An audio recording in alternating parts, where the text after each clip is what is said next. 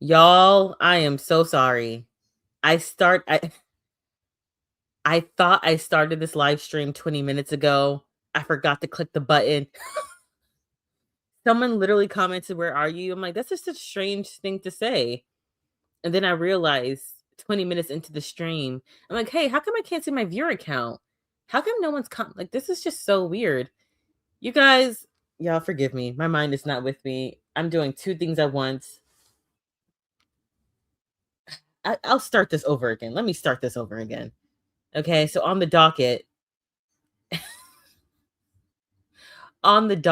actually, you know what? Let me actually go to my let me go to my channel and just say, oh, the live is starting. The live has officially started now. Oh my gosh. Just whenever I think I'm trying to just when I think I'm actually good at this live streaming thing or I've gotten the hang of it, it's like I just do some dumb shit and I'm like, oh my God, how did I forget to go live? Like this is insane. Okay, okay. Let me actually just tell the people. I'm here, everyone. You guys, I'm here. Lord have mercy. Please forgive me, y'all. This is insane. Let me make this post right quick. I'm live.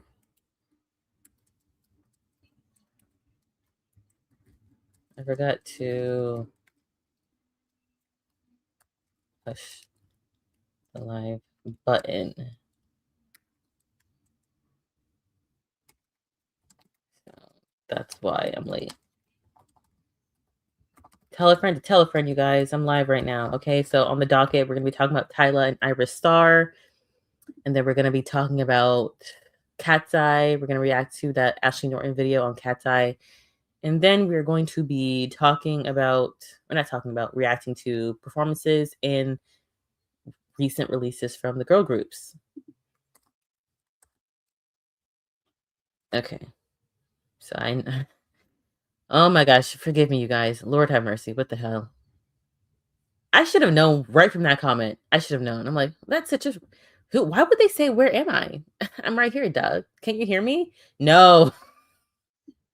Got to push the damn button. Okay. We're going to react to this Zach Campbell commentary on Tyla and Rhianna.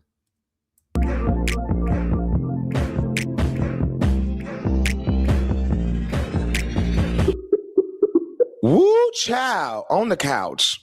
Calling y'all from my couch. So listen, how y'all doing? Y'all all right? I don't know. I just wanted to call y'all on the couch. I feel like actually FaceTiming y'all and actually calling y'all in my real life, like when I'm sitting down actually thinking about topics instead of being in the studio, like you're catching me my real time like thoughts because I'm trying to figure out like how do I want to talk about this Tyla versus Rhianna, which is why is that even a thing? Like, can we open that chat up? Like, why is that even a thing? Anyway, welcome back to Woo Child.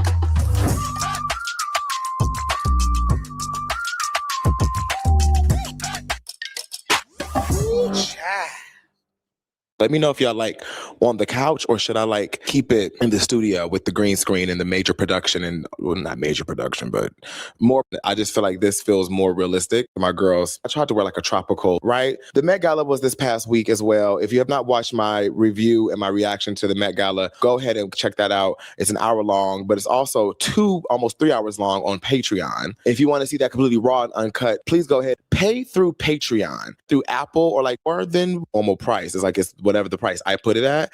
Pay through Patreon members. And I was like, spotted it at the Met Gala this year. And the thing is, the girls have been spiraling and kind of conspiring and saying that Rhianna don't like Tyla. And now I have to be completely honest with you, at least over here in LA, that's been the tea. Like that has been the tea. Like I think that like I have heard about that tea maybe like a year or two ago. Like I've heard like that Rhianna just did not get into Tyla. And it's not all because of Tyla. Like it wasn't because she just don't like.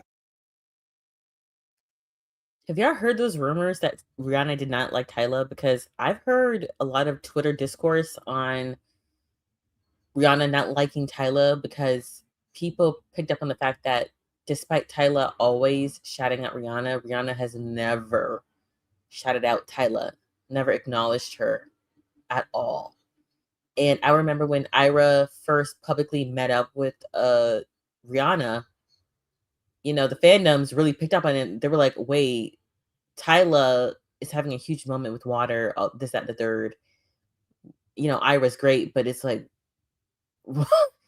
why haven't you acknowledged the daughter that constantly is seeking your approval? So I found that really interesting. Let me know if you all heard about those rumors, because I have. Like Tyla, what I've heard through the grapevine, not for fact. This is LA gossip, okay? This is industry gossip. So please take it with a grain of salt. Oh yeah, see, this couch makes me more comfortable because I'm just spilling. Where's my blankie? Should I wrap up?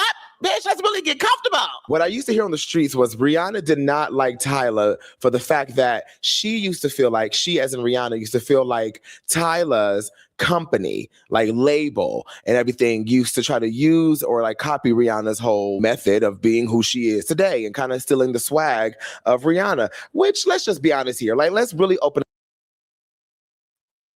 I think it's super true. I think definitely Tyla is biting off of Rihanna's playbook. But at the same time, it's like, I think Tyla understands that that's the closest playbook that'll work for her. So it's understandable in a way. Up the chat, like, Rihanna doesn't have a daughter or didn't have a daughter. Like, Rihanna didn't have a daughter. Like, Beyonce has plethoras of daughters. Like, she got Normani, Victoria Monet, Zara Larson. Because I used to have a pet peeve about like black girls just being able to dance and sing at the same time on stage and maybe having some choreography, and people like, oh, that's Beyonce's daughter. And I'm like, girl, stop. But like, I do understand it. And so to that point, I would say Beyonce inspired the girls. And as they should, because Beyonce's been around in this industry for almost 30 years. So it's time for Beyonce to have some daughters. With that being said, it's time for Rihanna to have some daughters. Like, I think that it's time for Rihanna to have her daughter moment. Like, y'all, do y'all think Rihanna has daughters? Because I could have sworn, besides Tyla, like Rihanna had imitators as well. I just can't think of any, but you think this might be a reach, but do you think Tinashe can be considered one? Actually, no, I take that back. Tinashe is Tinashe. Who could be a Rihanna daughter? Wait, actually, I think that's a huge problem. Yeah, I think he's correct. Rihanna needs more daughters, because have y'all noticed lately that there's been a lot of discussions on the lack of black female pop stars? Rihanna is the definition of a black female pop star. And the fact that we have a drought in black female pop stars, forget about Beyonce's daughters. We don't have anyone in comparison to Rihanna, is because we don't have the infrastructure to make Rihanna. More likely, whatever black artist comes into prominence, they're gonna more likely be shuffled and confined into the R&B space. And thus, I think any female artist would be more in comparison to Beyonce, because Beyonce is known more for her R&B. Yes, she's done other genres, but primarily she's known for R&B. Rihanna is known for like so many different genres. She has hits in every genre. She is a true pop star. And you know what? I'm just gonna say a few names that are very obscure. There's an artist called Genia from Def Jam. Alameda she's an alt pop star. Who Raven Lene is also an alternative pop star, but they're not Rihanna-esque. You know what I mean? I think Genia is the closest one that comes to it. But yeah, we have a serious, beyond Rihanna not having daughters, we have a serious problem about the lack of black female pop stars. Doja Cat is the only one I can think of, and she's fallen off. And she's more in line with Nicki Minaj, or maybe Lady Gaga, or maybe even a Madonna. But yeah, that's a serious problem, actually. Like, why not? Rihanna used to choose Ayra Starr over Tyla because she felt as though Tyla and her camp, maybe just the camp, maybe Tyla, I don't know who, used to steal or kind of take inspiration from Ayra Starr. And basically, the whole water movement and all that, when Tyla was blowing up globally, Rihanna felt as though it should have been to Ayra Starr. But then I did some research on that too, and some Ayra Starr fans and Tyla fans felt like that wasn't true. But also, you could also connect it to the fact that Ayra Starr is signed to, I think, Def Jam as well. So here's my 2 cents. Oh my god, can't even speak. Here's my 2 cents on things. Okay, I love how he brought this up. So I've always heard about Rhianna not liking Tyla, but for that specific reason, it seems kind of far-fetched to me. Um, Tyla, when I noticed Tyla biting off, I noticed that Tyla started biting off of Ayra. A lot of these names are so similar. Ayra, Rhianna, Tyla. Oh my gosh. I started noticing Tyla biting off of Ayra style late December. It was either December of 2024 or December of 2025. When Ayra had her pixie cut, that's when I started noticing Tyla biting off her style because soon after Ayra cut her hair, I think months later, Tyla cut hers. So that's when I started noticing some of the copycat stuff. But I thought it was just a lot of coincidences. But anyways, I'm pretty sure Rhianna endorsed Ayra way before, or maybe I'm just out of the loop. But to my guesstimation, Tyla started copying Ayra late 2024, and Rhianna endorsed Ayra, I think early 2024 or like late 2023 or something like that. I don't know how far back this goes. I have to like look into it, but if that's the reason, there's something going on here. But Ayra is signed to Rock Nation. He does have a point. Ayra is signed to Rock Nation management, and they also manage Rhianna. The thing is, I don't know how far back or how long this partnership has been around because we publicly knew about it. I want to say late last year. Was it earlier this year or late last year? That's when it was publicly announced. But who knows? Maybe this partnership has been going on for a lot longer than we know about, and that's how Rhianna got into the Ayra Starr situation. You know what I mean? So just food for thought. Okay, let me just see some of these comments.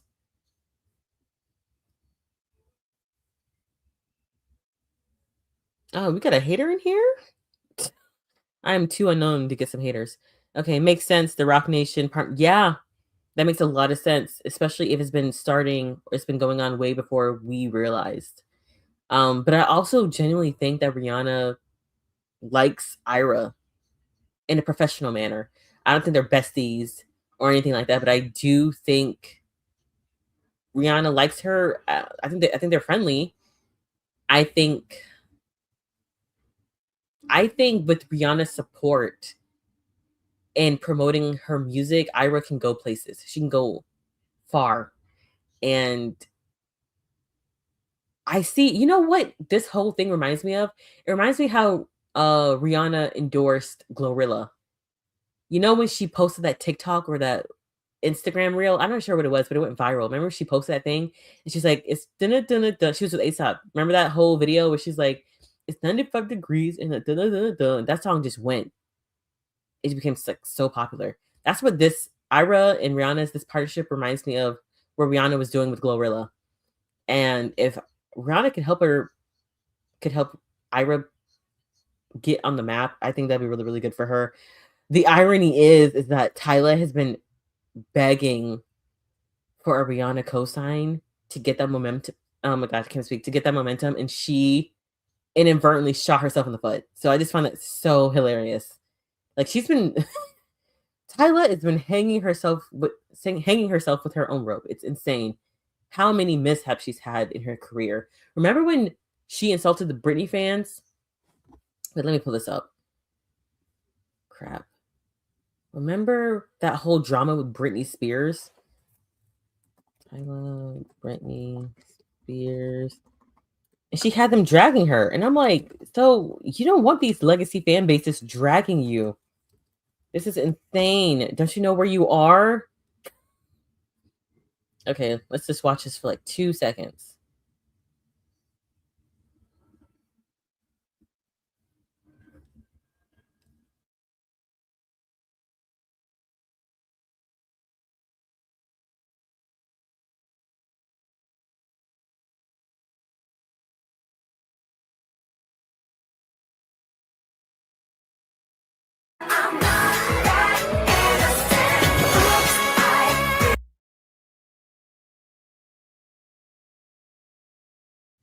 Remember, people were like, "Oh my gosh, she's definitely inspired by the queen, the pop princess." Tyla came out and was like, "No, I'm one of one. This is all me." And it's just like, are you dumb? Like, what? You know, I don't like a pop star who don't know their history, right? So clearly, the stylist was inspired by the Britney Spears. She's gonna ruin it for herself. Mark my words. I've already told you she's not gonna last long. Or kind of take inspiration from Ayra Starr. And basically, the whole water movement and all that, when Tyla was blowing up globally, Rhianna felt as though it should have been to Ayra Starr. But then I did some research on that too, and some Ayra Starr fans and Tyla fans felt like that wasn't true. But also, you could also connect it to the fact that Ayra Starr is signed to, I think, Def Jam as well, which unfortunately, Def Jam has not done well for Ayra Starr, in my humble opinion. Like, that's another conversation, but we can have that conversation. You want that? I don't know. I don't feel the Ayra. I don't feel the star in the Ayra. You know what I mean? So I'm a firm believer of, you know what? I was gonna say I'm a firm believer of shutting up if you don't know much about what you're talking about, but I obviously have a channel where I talk about a lot of subjects where I'm not an expert in. The Ayra Starr Rock Nation partnership, everyone saw that as a bad move. Okay. Rock Nation is a sinking ship. Why? Who thought this was a good idea? Like, I understand they have a lot of connections and stuff like that. They're very friendly to black artists. Well, actually, no, I take that back. They're not friendly to black artists. Okay. Rhianna's had documented issues with them. So why would you think it was a good idea to sign with them unless you wanted that Rhianna endorsement? I don't know, but Rihanna's endorsement can only go so far. You want a management that can really take you places. Like SZA's management. SZA has had a great run with her SOS era. It's obviously died. Oh my gosh, you guys. I just realized SZA can be considered a black pop star. I think she's kind of, I wouldn't say she's on a decline, but I will say if we're talking about black female pop stars, SZA would be very up there at the very, very top. I don't know why no one ever talks about her. But she's not Rihanna's daughter. She's not like dancing and all that. She's not making like super pop stuff. She makes a lot of alt stuff. That's a lot of food for thought. Maybe I should make a video about that. But Ayra needs to make her own management team, someone that knows how to work in her favor, because we can have all these opinions on her career, this, that, and the third. But honest to God, Ayra is literally one of one. She's a black, young, female artist trying to break out into America, and no one knows what's going to work for her. So we can have all these opinions, but no one knows what's going to work. But I feel like we all knew Rock Nation was not the way to go. So let me see these comments here.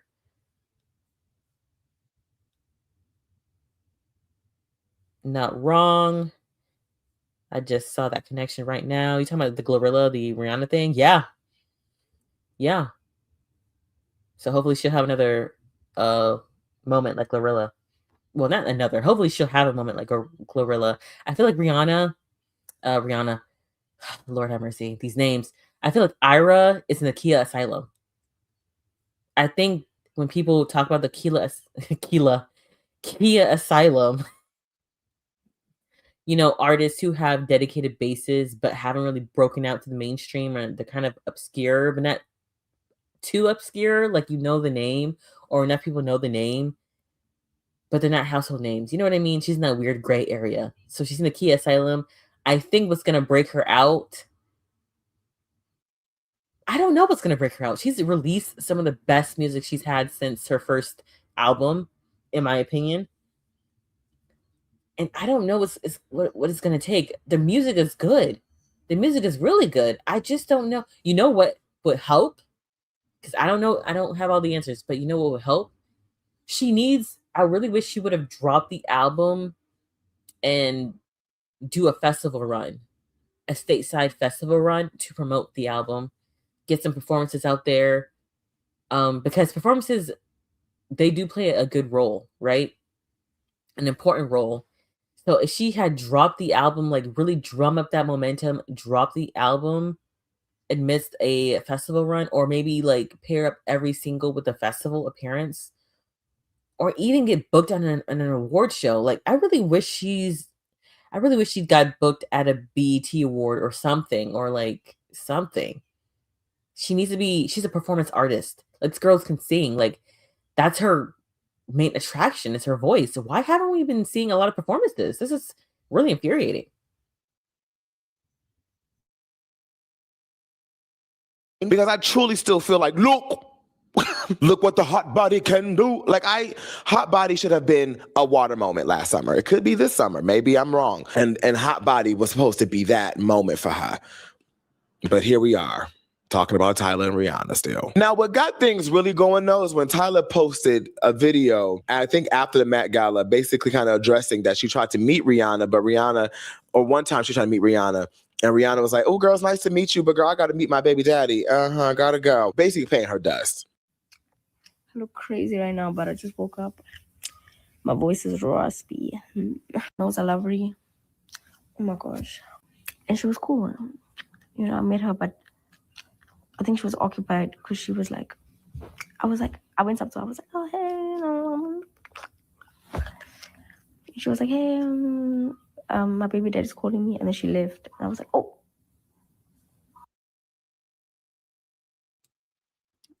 That should have been her first clue. And I think that was Tyla's first clue. Wait, tell me how y'all feel about Tyla even posting this online.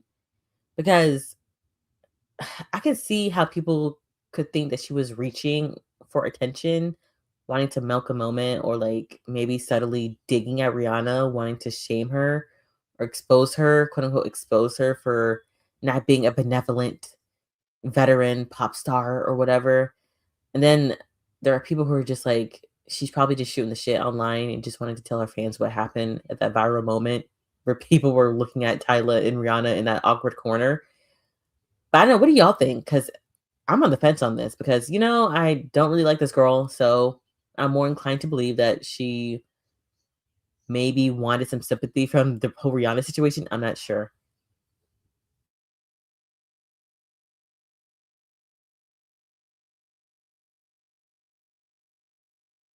You know, the backstage live, you know what I mean?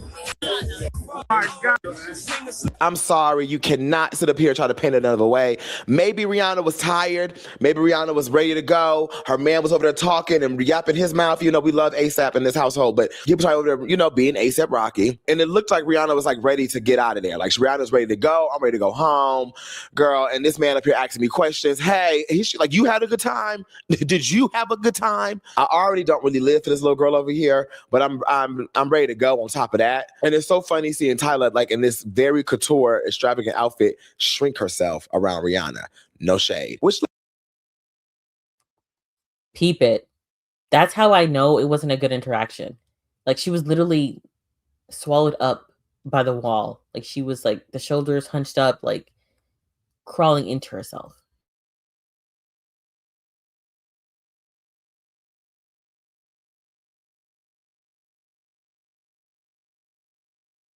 Lets me know too that I know Tyla has a good respect for Rhianna, but let me be honest with you, Tyla. You know, you posting that video wasn't needed, really. I just gotta be honest with you, Tyla. Like, it makes me feel like, you know, you're doing this for attention. Though you do have an album about to come out, Miss A-Pop, girl. So I feel like you looking for some type of drama to drum up. I could be wrong, Tyla, because I live for you. But I'm just speaking, you know, from the industry, looking at like how the girls get down in marketing nowadays, okay? It does give you wanted Rhianna to respond to all of this, which she did in her Rhianna way. Rhianna posts a recap. Now, I ain't never seen Robin. Hey, girl, how you doing? I ain't never seen you post a recap of the Met Gala. I actually never seen you post a recap of anything. Maybe a Fenty Beauty event of some sort, you know, because that's your brand, that's your thing. And you're like, hey, look at this party we did. But even then, those come few in between, Miss Girl, Miss Robin. You know what she did in that recap? You know what she did in that recap? She put Ayra Starr's song in the recap. Now, if that don't tell you everything you need to know, because maybe tell you, Rhianna comes from the old school. And when I say old school, I mean early 2000s. So like walk with me, okay? In the sense that Rhianna comes from a time where being shady, you have to be very, strategic with your shade. Like there was a time back in the day, because all these like kumbaya with everybody, like artists loving each other, that was not the thing back in the past. It used to be very much spoke your truth and speak your truth, but in a way that if you kind of got to read between the lines. Now, back in the 80s and the 90s, the girls used to Yeah, I find it really interesting how people were really applauding Rhianna for clapping back at Tyla. It just goes to show how unlikable or how polarizing Tyla is to a lot of people. But I was listening to this Barb, and they were saying, "Oh, I find it so interesting how Rhianna can be praised for clapping back at this small artist." Like, if you really think about it, Rhianna is she's not really a legacy act, but she is a celebrity, right? And you can see it as punching down, right? I'm trying to be fair here. You can see it as punching down. And there was this Barb saying, "Wow, it's so interesting how people are praising Rhianna for being messy and all that this, that, and the third. But if Nicki does it, she's a demon." And I'm like, ooh, facts. Like, she does have a point. This person does have a point. Let me see some comments here.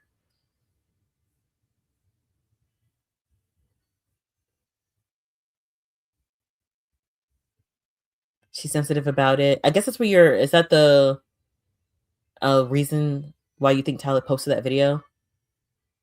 She needs to say it out loud. I love her, but she was definitely making the most of the moment. Well, you know what? I agree with you. She also has an album coming out, so she probably just really wanted to make some noise, but unfortunately, I think it's working against her. There's nothing wrong with it. That's just the nature of the industry. Get attention by any means necessary. You know what? I don't think that's the golden rule anymore by any means necessary, because we've seen, especially with Chloe Bailey, the type of attention you get, it matters. Like, yes, I understand you have to hustle to get that attention, but you want the right attention. You want to be strategic and calculated. Get the right type of attention. What's done is done. If what's done, it's done. If they don't ever make up with Riri again, Tyler still has a long way to go. Well, here's the thing. She is on a major label, so time is of the essence. She doesn't really have the luxury of, getting it right the third time. I think this second album would be very defining for her. I think this will determine if she stays on Epic Records or not, because they poured a lot of money into her. I don't think they got a lot out of their investment. So we'll see. She'll figure it out. That moment at the Met Gala for Tyler was so humbling. And do you remember her first Met Gala appearance? She was at the Sands of Time and all that, and people made a big whoop about it. Let me see if I can find it.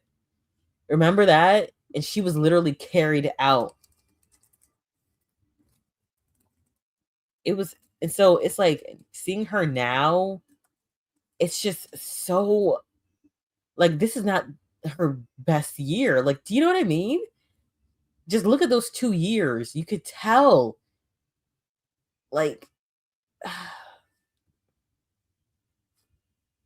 okay, so I found the one from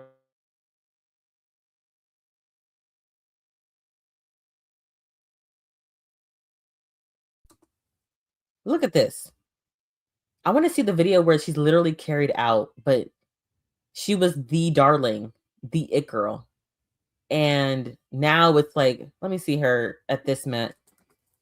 It's just so sad. It's kind of sad, actually, seeing her decline.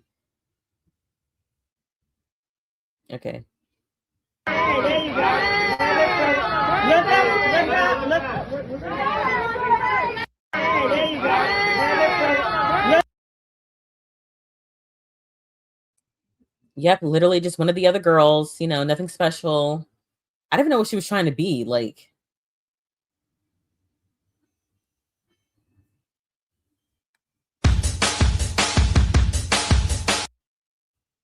what is this look? She looks like a mermaid, like a weird mix between like a mermaid and I don't really know, but I'm not sure if I like it. Of course, I'm not gonna really. That other look was way better. Let me just say that. Let me try to be kind as possible. That other look was way better. Yeah, you know what? The skin is popping. I will say that. I do like the glitter. But Lord, like the change from this year to that, her decline. Wow. I don't think I even saw much coverage on her look. I don't think anyone really talked about it. And it's funny because people have just been talking about this Rhianna clapback. That's the main thing. It's not really about her, it's about Rhianna. Aqua for Aquarius, maybe. Geffen's fault. Geffen? What? Who are you talking about? She's not on Geffen, she's on Epic Records. Okay, back to the video. To shade each other just straight up on camera, like yourself going head to head with Madonna. oh, Rhianna comes from the school of confronting things straight on. You even have to realize this is the same girl that told Sierra, good luck on booking that stage you speak of.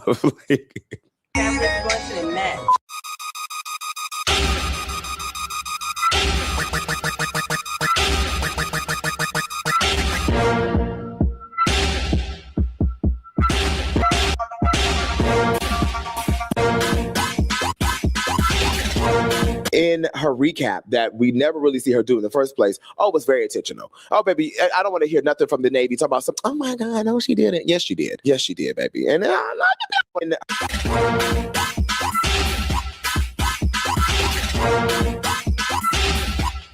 so her putting Ayra Starr's song in her recap that we never really see her do in the first place, oh, it was very intentional. Oh, baby, I don't want to hear nothing from the Navy talk about some, oh my God, no, she didn't. Yes, she did. Yes, she did, baby. And I'm not to be honest with you. Rhianna comes from a time of like, honey, I've seen people build their careers off other people. Little girl, you're not gonna do that to me. If Rhianna was caught speaking to Tyla, Tyla will blow up overnight. It will ignite Tyla to the next level. Even me calling you right now, having this conversation is doing a lot for Tyla. And Tyla knows this. Tyla's team knows this. And I need people to understand, like, Tyla team absolutely, and Tyla absolutely knows that this is a lot for her to basically drum up for this A-pop rollout, you know, because she's trying to get into this pop world and trying to be this pop girl. I even want to use this to drive home the fact that I know that Tyla is strategic, no shade, because even down to like the whole Chloe Bailey situation, like when Chloe was dressing up in a Tyla, and I put that in quotations. Now, when I first saw Chloe's pictures, did I think that it was Tyla inspired? Yeah. Let me just talk about this for like 2 seconds, because when I first saw those Chloe Bailey pictures, first of all, I don't follow neither of these girls because y'all know how I feel about Chloe Bailey. She irritated me to no end, to the point where I had to block her just so I wouldn't feel triggered. And with Tyla, y'all know I just don't like that girl, right? So I don't follow any of these two people, and I'm randomly on the internet and I see a picture of Chloe, and I'm like, I didn't even know that was Chloe, honest to God. And I'm like, huh, this must be some type of influencer, because I'm just seeing a girl with like heavy blush, no eyebrows, and I didn't see the dreads, so I didn't clock that it was Chloe. But let me actually see in that video, that picture he posted. Yeah, so I didn't see any dreads. I just saw a lot of blush and a black girl. I thought it was like some type of Instagram influencer or something, some type of fashionista. Because again, I just don't follow Chloe. And it was like a random image I saw on Google or so. I don't forgot where I was, but I just saw a random picture. The name wasn't even attached. And I was like, oh, pretty girl, you know, interesting style, moved on. And then I heard about this whole Tyla situation with Chloe, and I'm like, huh, let me. And again, I don't try to find the drama. The drama finds me, right? So I'm like, oh, let me just listen to this, because Tyla and Chloe Bailey having beef is really just bizarre, because Chloe doesn't really have beef like that. I mean, she'll do some, let me not say that, but she doesn't go out of her way to stir the pot. She usually just keeps to herself. Well, now she does. So I found it really intriguing. So I looked into it. I'm looking at this photo. I'm like, this was Chloe the whole time. I had no idea. And then I find out that Tyla is releasing this album called A-Pop. I look at her Instagram. She has no eyebrows as well. Literally, she's doing this whole pop girl look. And I'm like, is this Tyla? Like, this is not Tyla at all. Tyla loves her neutrals or something like that. Like, she's not alt girl. You know what I mean? And it's so interesting because for someone who wants to be a pop girl, I barely see her. Let me not say I barely see her have color, but it's like she seems like a very clean girl aesthetic type of person. You know what I mean? So I'm looking at her Tyla's page. I see she has this whole alt aesthetic for her new album. And I'm like, this is really interesting. But if I were to pick which is more organic of the two, I would think that Chloe Bailey, the aesthetic suits her better because we know Chloe is an alt girl. Like, even though she doesn't do the whole alt aesthetic, she does, we know from her music that she's alternative. So her looking like the alternative stuff that she makes or she made with Chloe and Halle, it makes more sense in my mind. So when people were looking at this and saying, oh, she was definitely inspired by Tyla, I was like, how? But of course, I'm out the loop. So, you know, not surprising. Let me read some comments here. Oh, LOL. What's this time? What is this? Want me to hurry it up? Okay, you know what? I might hurry it up. We have a longer video coming up, so is that what you mean, Phoebe? You want me to hurry it up? Okay. Maybe I'm talking too much. Let me just, after this whole Chloe Bailey part, I'm just gonna move on to Katseye. Chloe's pictures, did I think that it was Tyla inspired? Yeah, I did. But then my girl Chloe came out and said, thank you, girl. I'm excited for your A-pop album. However, ma'am, I am inspired by, something else. I'm not inspired by just you trying to emulate. Pawn said, who there, Miss, coming for that spot. She wants to be that main girl. She wants to be the main it pop girl. But like, because it hasn't been done from Africa yet, she's like, I want to be that girl, which she should want to be. I don't think there's anything wrong with that either. I think seeing people trying to like get on Tyla and kind of make it seem like she's doing too much, like, this is what she should be doing though. Like, she should be trying to figure out a way that people can notice her more. But using Rhianna was not the smartest thing to do. Y'all, I'm just gonna leave it at that. I might just make a whole full-blown video on this whole situation, on how Ayra Starr fits into all this. Because here's the thing, even though I feel like Rhianna does support Ayra, I think that Rhianna used Ayra as a pawn. And I don't like how she did that. Like, I understand why she did it, but I don't like how Ayra is being used as a pawn here. Yes, Ayra used this momentum to announce her album as well, this, that, and the third, because, she has an album coming out soon, just like Tyla, and she has to use whatever traction she can get. And no doubt, Rhianna, in this whole scandal, is getting her name out there to the Navy and to more potential fans.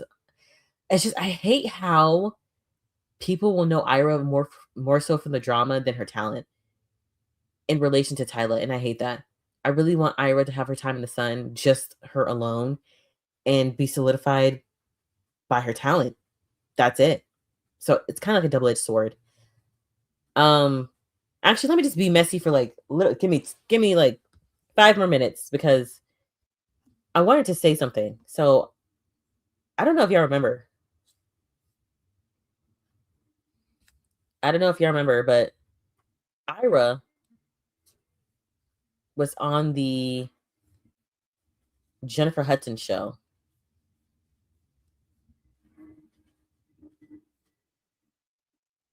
Ayra was on the Jennifer Hudson show promoting her debut album. She even did a performance on the show, which I'm like, okay, someone's listening. So far this era, we had 2 performances, one at the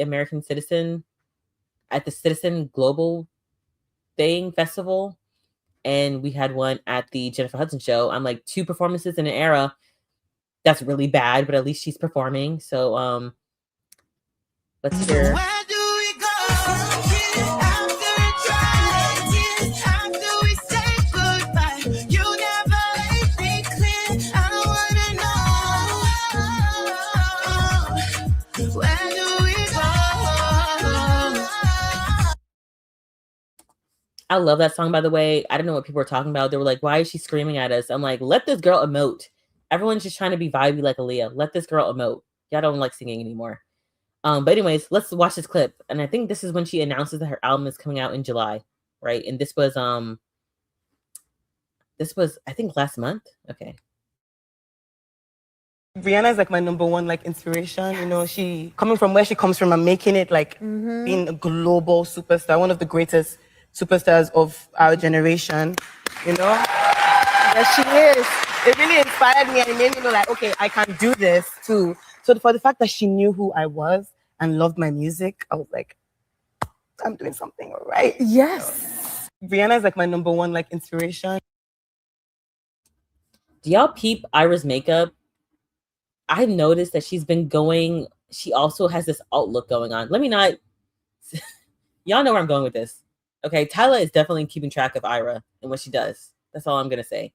Because I think as far back as like December, maybe even a little before that, she was cutting her hair. She had the half shaven look, like a Cassie type situation. Like, where is that clip? Sorry, I have ADHD. I keep jumping from one thought to another, but Ayra was on the alt train. Like she was changing up her style, like drastically moving away from her earlier styles. I want to say as far back as December, and Tyla was keeping tabs. Okay. Where is you know what?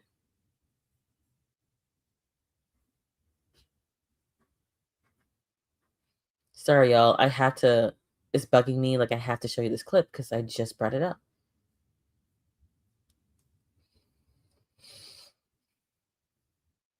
I want to say, you know what? Aside from me forgetting to press the live button, I think I'm getting better at this streaming thing. It's taking a little bit more time to actually find what I'm looking for, but I feel like I'm getting better at this.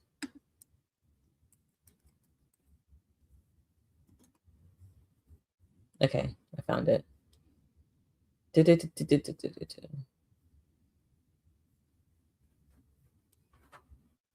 Where did she say the shoot? It was coming out July. Oh my god. Y'all, just take my word for it. She said it was coming out in July. This is so annoying.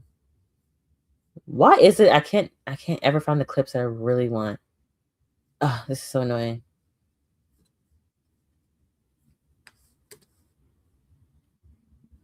Okay, let me just share this. I'm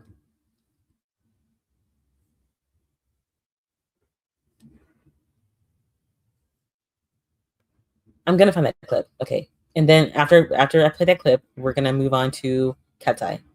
But I'm gonna find that clip. I have to.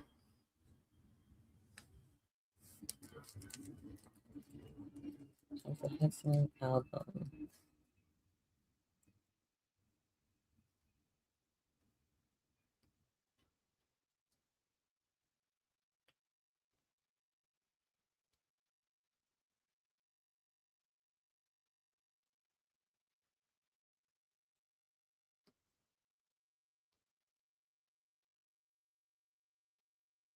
Is this it? No.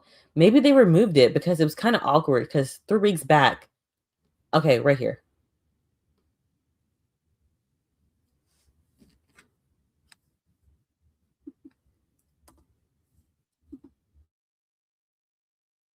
Tell us about the album that's coming. What can you share with us about it? Okay, so you hear it here first. My album, Star Girl. Ooh, That's me. you a whole mood. I love you. That's me, by the way. Star Girl. It drops in July. Yes! You heard that right? She's like, it drops in July. And I'm like, okay, cute. Why come? I go to her Instagram, right? I go to her Instagram. She's announced. It feels good to. She's announced her album is coming out August 14th. I'm like, what? And you know what? I had a feeling that things were subject to change because when she was on a Jennifer Hudson show, she just said July. She didn't have a specific date, which I'm like, okay, that's not the best sign. That means that things are still in development or to be determined. Okay, but then I'm thinking maybe the reason why she moved her album date is because Tyla Don't look at my history, you guys. Don't look at my history. Kind of embarrassing.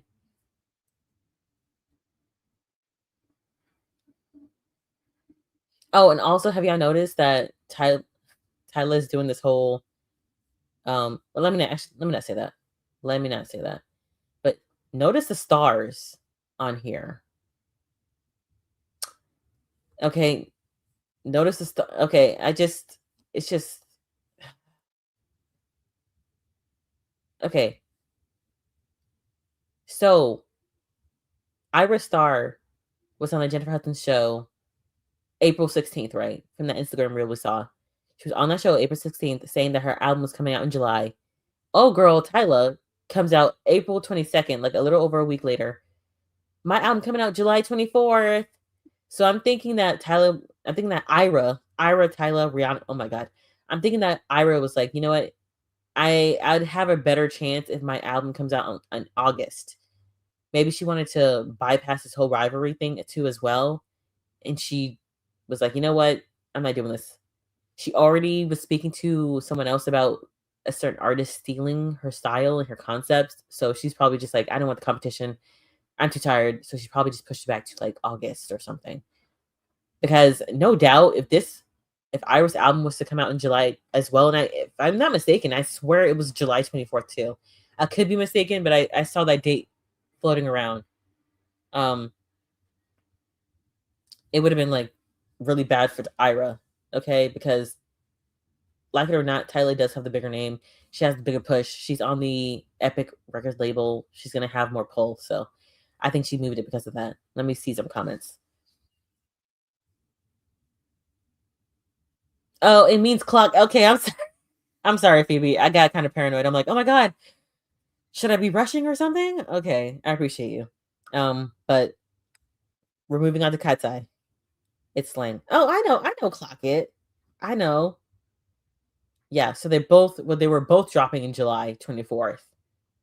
And now Ayra has moved her album, I think August 24th. And Tyla is still dropping July. Oh, August 14th. Okay. Mark your calendars. Pre-save, pre-order, all that good stuff. Okay. Let me see. Let me get back to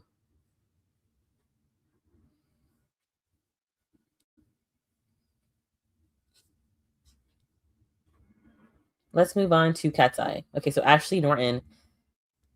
I'm not too familiar with this woman. I have watched her videos here and there, and I saw her. This is an hour video, you guys, so we're reacting to it. So please buckle up, get a snack or something. It's going to be a while, okay?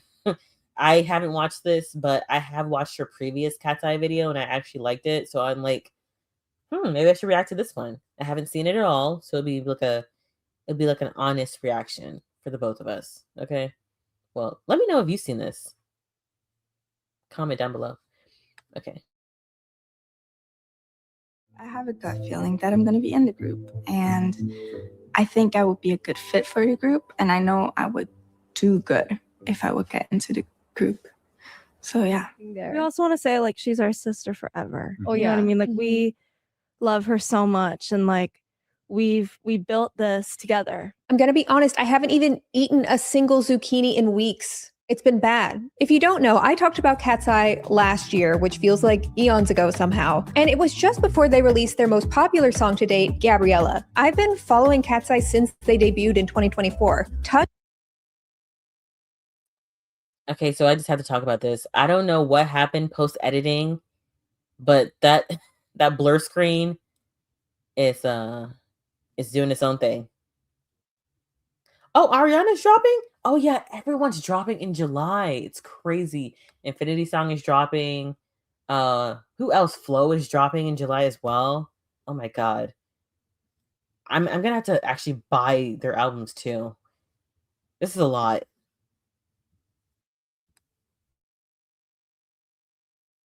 Touch was and still is absolutely a banger, as any song that emulates Pink Pantheress is. And even though the rest of their discography at that time felt pretty generic, I genuinely loved watching these girls perform and seeing them get more and more successful. Say what you will about Katseye, but they are insane performers. Even when they're working with rough demos no one bought 6 years ago. They're strong vocalists, strong dancers. And after I watched the Netflix documentary Popstar Academy, I was all in with them. Seeing just the emotional and physical turmoil these young women endured just to debut with the combined toxicities of the Korean and American music industries, like you just wanted to see them succeed in spite of that. Also, them being a global girl group made them feel like something different than anything I'd seen before. These women would not have met under any other circumstance, and they came together to serve on a global scale. Their diverse cultural heritage is a huge part of their marketing. When they did a collab with Monster High, their monster designs were tied to mythical creatures from their culture. In the video rehearsing for their first and ill-fated Grammy performance, they spoke at length. Y'all, have y'all heard about the Megan and Lara drama that happened, I think last week, about there's rumors that they were talking crap about Manon behind the scenes and how their influencer friend blew up their spot. So I just saw Lara with those horns and I'm just like, oh, not the best look. Not the best. That's funny. About how each of them represented themselves through their styling. Their collaboration with Gap coming out so soon after Sydney Sweeney's infamous, eugenic-friendly, low-rise jean commercial was a standout. I mean, that very Gap commercial arguably was a draw to the group on the same level as their most popular songs, which again probably speaks to the material that these girls are given to work with. They even incorporated the Gap choreography into their tour set list because, they went on tour with only like 10 official songs.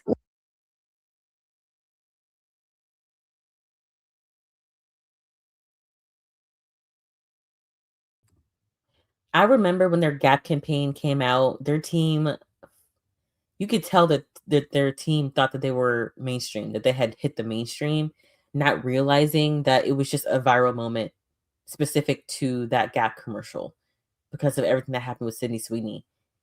The girls themselves were not mainstream because afterwards, their musical releases, it was like, no, the mainstream didn't really pay attention. The only reason why people outside of their bubble paid attention was because of the Manon situation. So I find that very interesting. They thought that they could go on without Manon because they thought they had made it mainstream, but that was not the case.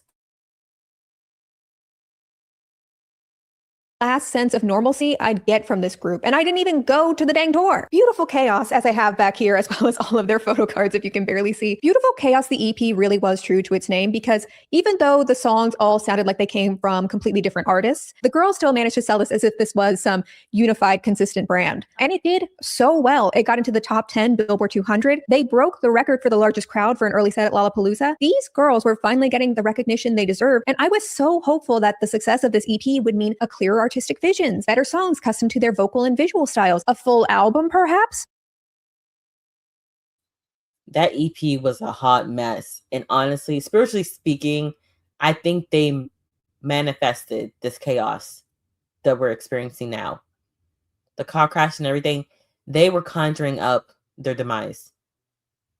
It's insane. More input from the girls in terms of producing and songwriting, considering multiple girls have shown express interest in producing and songwriting? Yeah, none of that happened. Like at all. And more than that, I'm sure you've heard that things just went sideways in a way that I did not see coming in just their first year of mainstream success. For months, there has been this mounting weirdness underneath Katseye. And that all came to a head when Manon went on hiatus in February. I think we can all agree, having only 5 members of Katseye is devastating. Having 5 animated men compete for my attention while I am busy trying to save the world? There might be something to that. I have recently discovered the very high highs of C-dramas, and so Love in Deep Space just met me at the perfect time. Love in Deep Space is a 3D romance game that allows you to step into an interactive sci-fi world where love is right in your reach. In Love in Deep Space, you can embark on an exciting journey to explore unknown civilizations, protect humanity's hope, and yes, fight alongside 5 very available men. And right now, their most provocative and visually stunning hot spring-themed cards have arrived. You know how sometimes when you get into like a hot spring or a hot tub and it starts to feel so hot and sweaty that you might faint? This is like experiencing that, but only in a positive way, because each hot spring effect gives exclusive storylines tied to each lead, which luckily for us, these moments help our leads confess their deepest, most intimate secrets to our main character. And inspired by each character's lore, the themes range from exotic to ancient towns to mysterious caves, all depending on the character's backstory. Trust me, it is big budget romance movie levels of yearning. And right now, you can download Love in Deep Space using the link in my bio. Thank you again to Love in Deep Space for sponsoring this video, and let's get back to it. I talked about this a few days after it happened on my side channel, but I'm telling you, there's been a new article, a new leak, a new Instagram story that was posted and deleted to decipher every single day since that happened. So I need to talk about it again. On February 20th, HG posted a statement to Katseye's Weverse community saying, after open and thoughtful conversations together, we are sharing that Manal will be taking a temporary hiatus from group activities to focus on her health and well-being. We fully support this decision. Katseye remains committed to showing up for one another and for the fans who mean everything to us. The group will continue scheduled activities during this time, and we look forward to being together again when the time is right. To anybody who follows this group closely, which I definitely do, this felt like a total surprise given that she just appeared with the group days before. That being said, for me though, I wasn't immediately panicking from this because a hiatus can mean so many things related to someone's health or a personal issue that they're having, and it doesn't necessarily have to be some weird dramatic thing, which it ended up being. Manal, in her own statement on Weverse a few hours later, wrote, "Hi friends, I want you to hear this from me. I'm healthy, I'm okay, and I'm taking care of myself. Thank you for checking in. Sometimes things unfold in ways we don't fully control, but I'm trusting the bigger picture. Thank you for standing by me. I love you endlessly and can't wait to see you again." This Weverse statement will be in an AP US history DBT question in decades to come because there is so much to unpack here in every single line. First, people pointed out the seeming contradiction between the HG statement where Manal was leaving to focus on her. Sorry, I'm just pausing because it's been a long while since I made my last commentary. I don't want to just rip off her video. Honest to God, when HG came out with the hiatus statement, they came out on their own platform to say that she was going to be on hiatus. And so I'm just like, when I heard the news, I'm like, wait, how am I hearing about this? And it's on Weverse. But of course, all these fans, they have their own stan accounts. So I'm like, okay, not a big deal. They did the same thing for Megan, you know. I thought it was like a Megan situation where she had to sit out the whole Asia tour. And then people started posting about Manal reacting to their statement. And I was like, oh, yep. Countdown begins now. They're not going to last long. Let me see some comments here. Manal's hiatus is starting to feel like a little prolonged, and they already have an album. Yeah, they already have an album coming out precisely without her. Yeah, no question mark. She's not going to be part of it. I think it's like their third EP. I forgot what it's called. Is that also coming out in July? Yo, let me take a look. This is a lot. Let me not find out it's coming out in July too. I swear it was like either August or July or something like that. Lord have mercy. What's it called?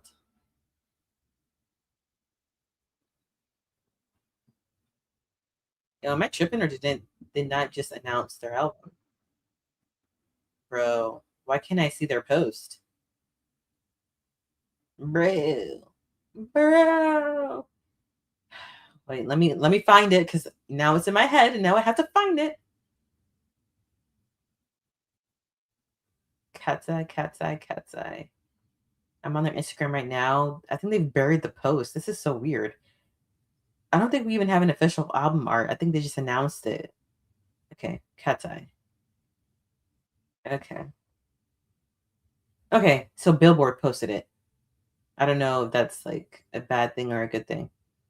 Okay, so it says Katseye's album or EP Wild amid Manal's hiatus. Really? When is it coming out? When is it coming out? Oh, wait, didn't they announce it at Coachella? Okay. When is it? It's August 14th. Just like Ayra's album. Okay. So it's going to be a very interesting summer, you guys. Her own statement where she said that she was healthy.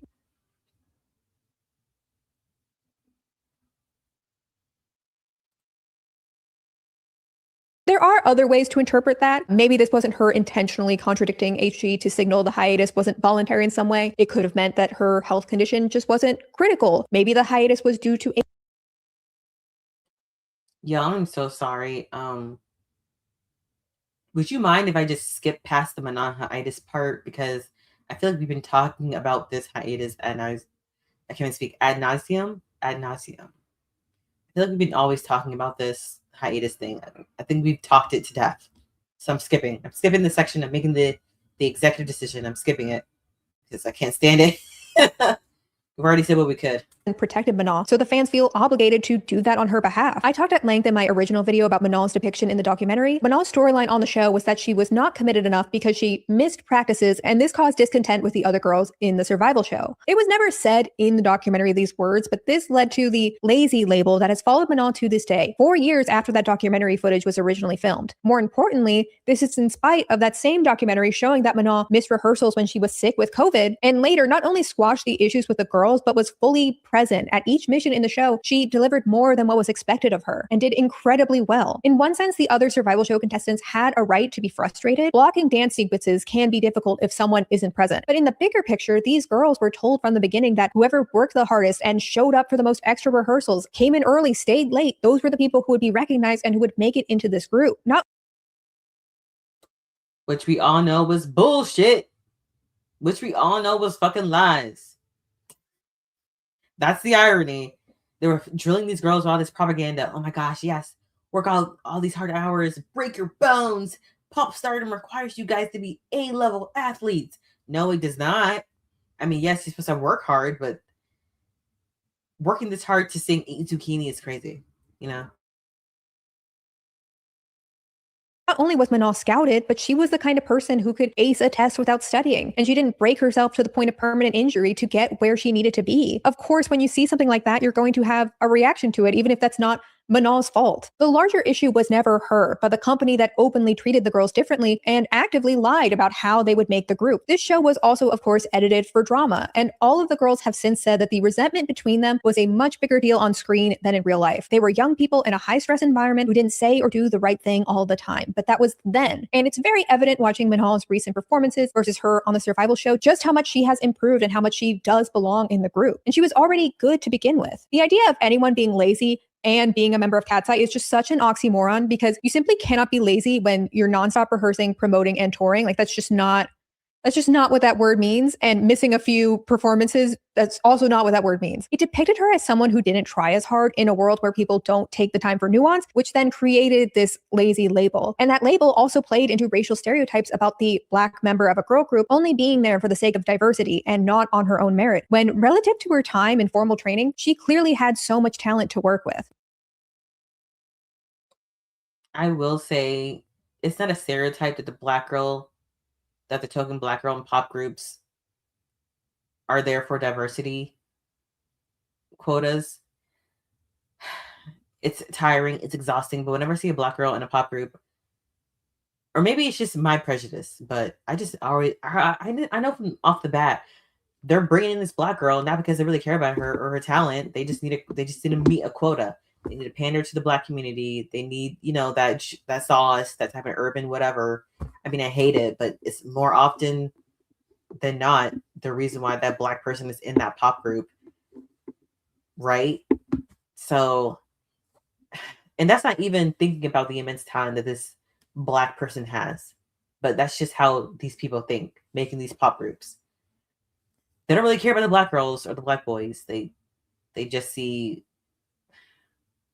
diversity hire or quotas or whatever.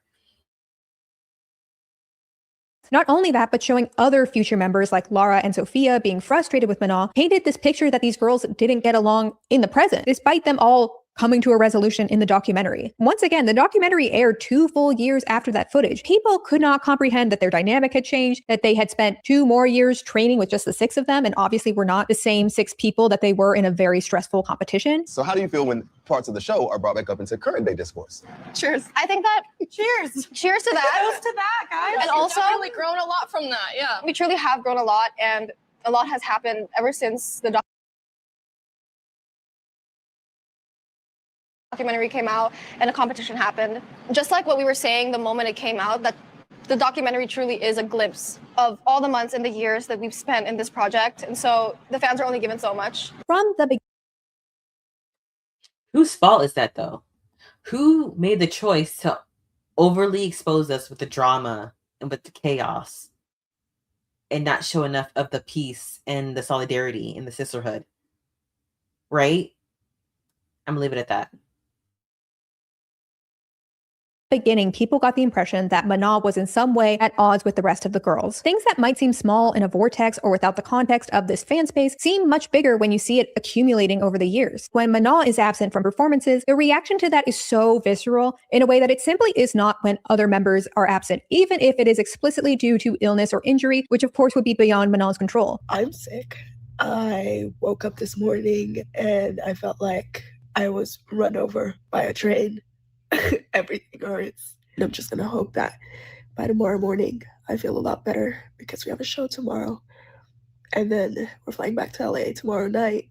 Quite literally cannot be sick right now. Like, doesn't matter how bad I feel. I need to like push it through this because there's just too much happening. I'm just gonna pray that tomorrow will be better.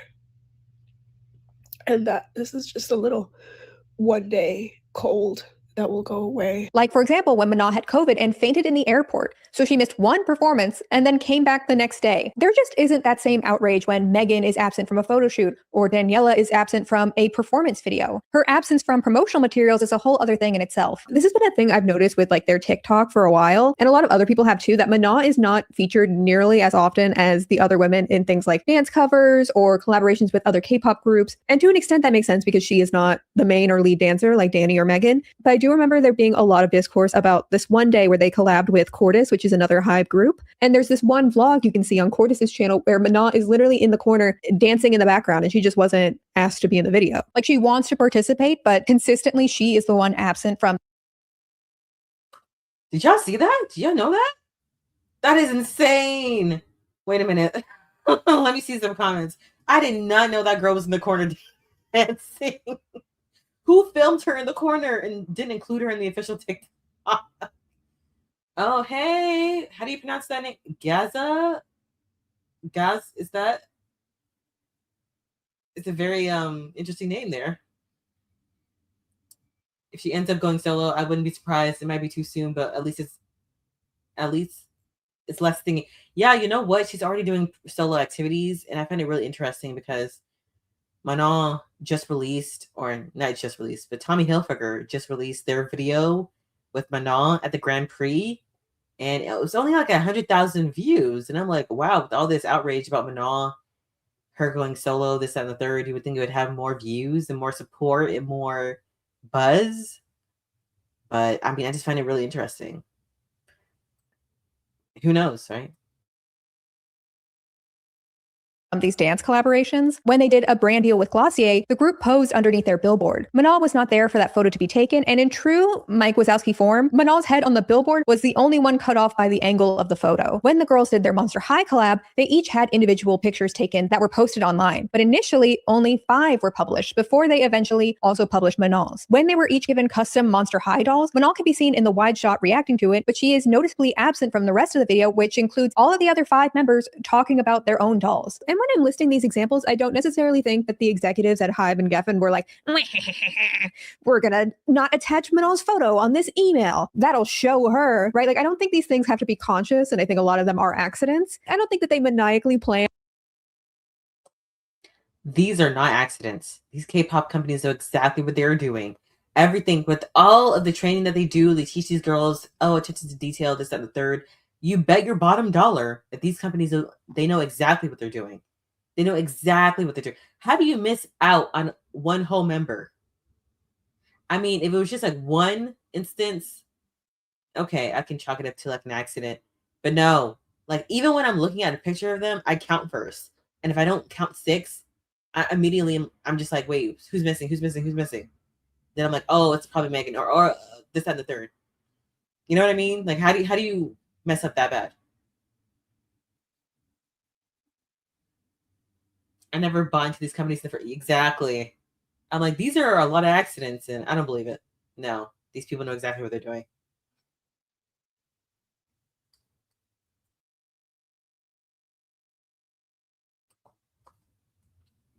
and for Yoonjae to block Manon's head with the angle right. But just because it's not conscious and cartoonishly evil doesn't mean that it doesn't have an impact. And it does maybe speak to a lack of care. Generally, a lack of care isn't great, but when it's only impacting one person and then the fans are having such a big response to that, like it's easy for me to say, oh, these are all coincidences. These were unfortunate, but I'm not the one living in that environment. I'm not the one seeing the fan discourse. And this is one of those things where it's truly just Manon that this is happening to. These things not being a conscious choice doesn't mean that it has no harm or has no impact, right? And if it is a conscious choice, I think we have bigger problems. Fans see that it's only one person that this kind of stuff happens to. It looks like a pattern. And again, they feel like they have to protect this person because it doesn't seem like the company is making that effort. At that time, there was a huge campaign for Manon to leave the group, to which she responded to. Wow. Hey, people. It's noticeable that the onus was on her to respond to this and not the company itself. Not even their holiday season's greeting collection was saved. In one of the quizzes they did for each member, for Manon, they wrote, what does Manon think is her best feature? Her laziness, her selfishness, her quiet nature, or her sense of humor? That is a whole humiliation ritual. Is this an accident too? This makes no sense. Who would deliberately do this? When I first heard about it, I was like, that can't be real. And then the evidence is literally right here. Like the photo is right here. I can't deny it. It's insane. It's insane. Someone should make a video about how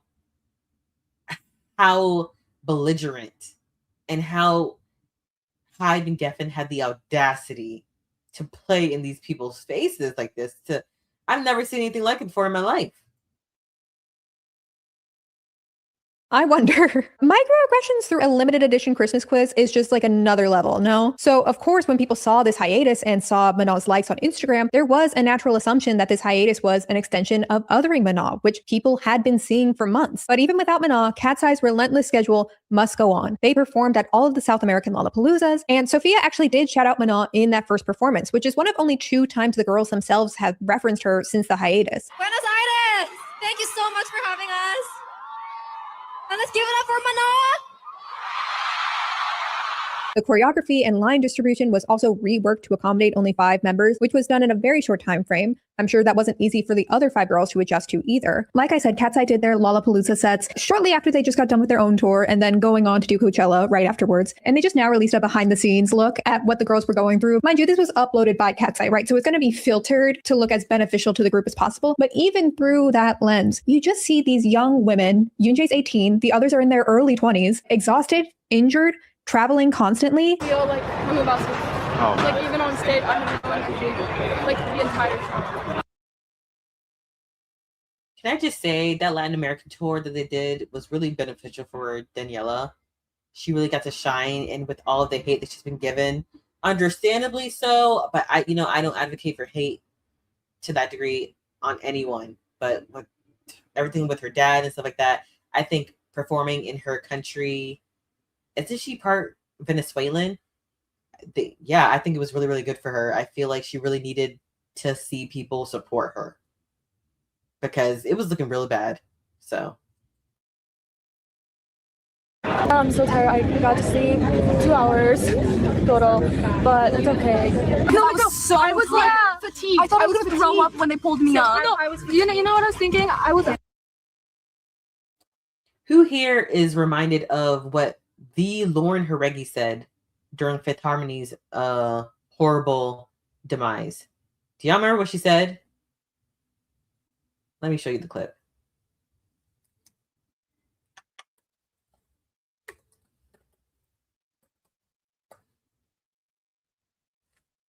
I can't pronounce this girl's name. Jareggi.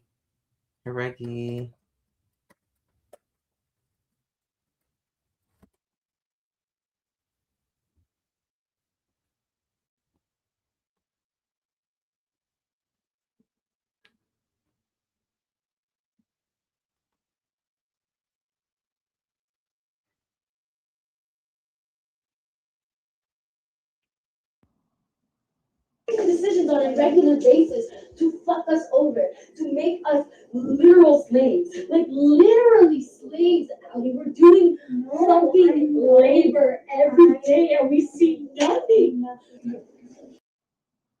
Decisions on a regular basis to fuck us over, to make us literal slaves, like literally slaves. Ali, we're doing fucking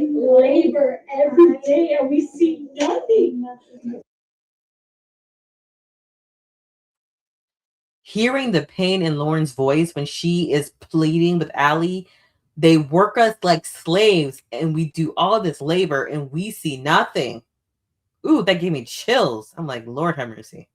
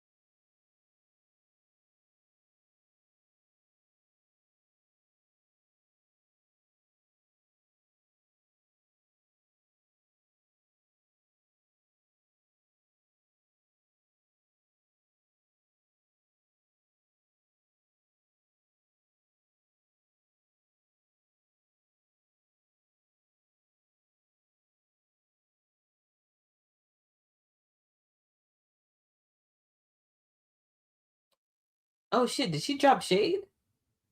Not her being shady. Let me see some comments here. They are just money hungry, money machine. Exactly. Yep, you heard what Lauren said. Literal slaves. I'm not trying to mock her. I'm just saying it really is gut wrenching.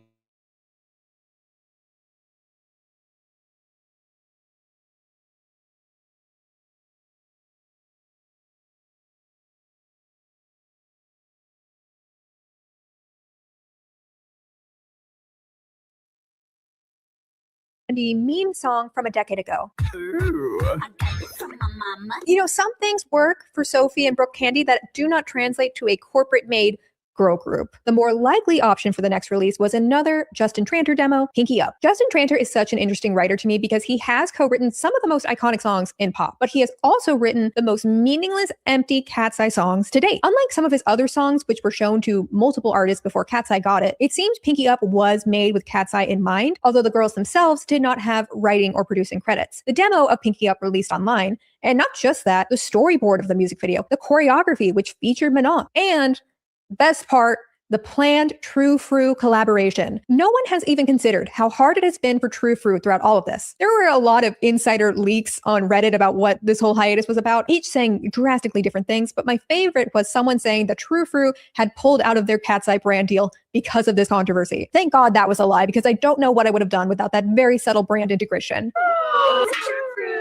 Welcome to Truth or Crunch. Answer a question or take a bite of True Fruit. People also noted that the leaked choreography with Manon wasn't just Manon, it was Manon dancing with Danny, which gave people hope. It really was them against the world shaking ass in the parking lot. What if this is all an elaborate marketing ploy in which HG baits not only the fall of Danny and Manon, but allegations of racial mistreatment and the horrible possibility that True Fruit has pulled out? This is Conformity Gate, John Locke, for tween girls everywhere. This isn't a real demo. This isn't a real hiatus. She just updated her Instagram highlights to include pictures of France. We batshit, we. It's all coming together. She's gonna be in that music video. And at Coachella, Manon is gonna descend from the rafters like Pink as MIA starts playing. The crowd goes crazy. HG played us all for fools. The perfect crime. But it goes like this.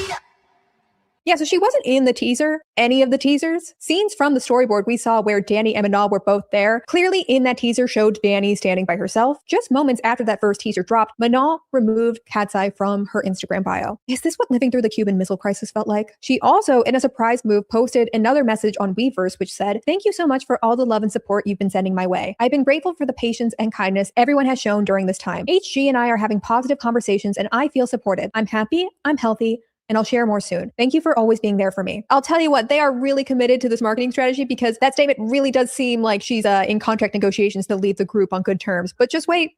This is the ultimate prank. Yeah, she wasn't in Pinky Up. In fairness, that song was only 2 minutes long, so like there's only so many lines she could have gotten to begin with. But this was the first time a member has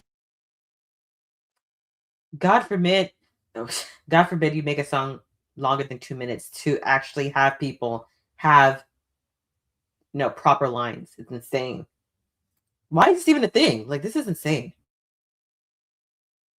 Has been absent, not just from a music video, but the official studio track as well. Absences in performance videos or lyric videos make a little bit more sense because they're not the main selling point of the song. And also for performance videos, it's focused on the choreography. So it doesn't necessarily make sense to fit someone who's just standing there. It's also expensive to hire a crew, then delay filming to a totally different day. So it's usually just easier to take the person who's injured out. That being said, in a full music video, there's a lot more creative ways to work around this. Even if someone has limited availability, it's pretty easy to incorporate someone separate from the rest of the group, but visually still have it make sense. You actually see this a lot in K-pop music videos where a member is injured or they had a different touring schedule, so they do solo shots in the studio. Katseye did this themselves when Lara was injured for the Game Boy music video. Not only that, Manon posted herself in the recording studio at the end of January. She teased Pinky Up on Jimmy Fallon with the rest of the group. It is very possible that a version of the song was recorded with Manon in it. Pinky Up lost media. The absence is so noticeable, especially because the choreography was made to be performed in pairs. And without Manon, Fanny just kind of looked like the leader with 4 background dancers because her duo scenes were all changed to solo scenes. It is hard to gauge what the public reaction would have been to this song without this hiatus drama. I know, and I'm so sorry to say I stand on an island of my own, but I actually do kind of like Pinky Up. It's the Meet Her at the Lover Parade sample. It's really doing a lot of heavy lifting, but it's lifting nonetheless. You know what?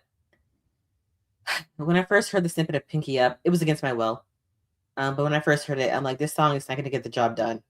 With all this chaos happening, you need a banger straight out the gate. Something that would make the fans stay. And this is not it. Like, what's a good example? Crap. When Kanye was getting canceled for being an a-hole, for doing that thing to Taylor Swift, he released Power, I think.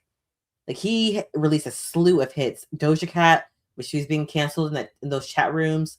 What did she released? What was it? That whole Planet Her album, the string of hits. I mean, like, you got to come out the gate swinging.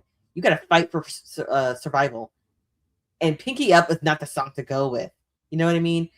Now, when I listen to the snippet, I'm like, this is garbage. But then I actually recently saw them perform it in Korea. And I'm like, actually, this song is not half bad. It's a nothing burger. But it's not like disgustingly horrible, but it doesn't get the job done. Alas, I'm sorry, the lyrics, the quality of the production as a whole, like, I understand that it's not good. I've seen some people who also like the song saying that it's actually really deep because the lyrics nod to defying social norms and class expectations because, instead of putting their pinky up at tea parties, they're shaking ass in the parking lot. And the song mentions Socrates. Just because something alludes to consumerism or Socrates doesn't mean that it's deep or it's good. Like, just look at any of my videos. You can just enjoy a song even though it's not technically good. Katseye's music is so strange for me because it's music. Maybe that's the allure of Katseye. Like, it's guilty pleasure music. The music is ass. But you just like them because you like the girls. I don't know. You like the performances. I can understand that. Just because you like the song doesn't mean it's good. Okay. I can't argue with that. I absolutely consume as a package. I don't know if I would have listened to most of their songs if I just heard it from a random artist. Katseye is to my music taste like reality television is to my TV taste. And I know this really sounds... Oh my God. Katseye is the reality TV version of a girl group. I should make a video about that. Oh, I'm inspired already. Sounds like I'm insulting them or I don't like them. I like it. Not everything has to be high art for it to be fun and enjoyable. I think this may be an unpopular opinion, I'm sorry. I don't mind the idea of them being a weird hyperpop girl group. Girl Set already does girl group R&B so well, so it's cool to see something different. With the exception of Gnarly, they've never really struck that right balance of weird because they are so corporate at the end of the day. I genuinely think that Gnarly is a good song, not ironically or anything, but I also just like it because the original writer of that song is Alice Long Yu-gao, and I like Alice Long Yu-gao. She makes weird stuff because that's who she is and it works. There is definitely a lot left in translation in Gnarly from an alt Chinese artist who made a song about how when learning English, the word gnarly was weird to her because it meant good things, bad things, Tesla, fried chicken, everything. When Katseye is performing that same song, you don't have that context, so it just sounds like a bunch of buzzwords thrown together. But it is buzzwords thrown together on a crazy beat, no? Justin Tranter cannot capture the energy of Alice Long Yu-gao. Instead, we get Internet Girl, which is just a word salad of internet slang and vegetables set to the beat of a cut for time camp rock. Now that I'm thinking about it, I did not know Gnarly I mean, I knew it came from Lugao, right? But I didn't know it came from her trying to learn English. That makes a lot of sense, and I'm more forgiving understanding that. If they had followed that pathos, though, right? Pathos. If they had followed that concept, because all these girls are international, right? I think half of the group, English is not their first language. So I don't know. They could have done something with that, with playing with the English language instead of like making it sound like some type of dipshit elementary grade school garbage type thing. I don't know. There's something there. Like half the group, English is not their native tongue. They speak it fluently, but English is not their native. Especially with Yunche, they should have done something with that. Like, how about we play with the English language? Like, I know the group ABBA, they do that a lot, and a lot of their hits, like, what is it? Like, a lot of the choruses really don't make no sense. Like, I'm like, this is a weird chorus, but it works. Dancing Queen, blah blah blah, only 17. I'm like, that's kind of random. You can dance. What else do they do? Money, money, money. Ain't it funny?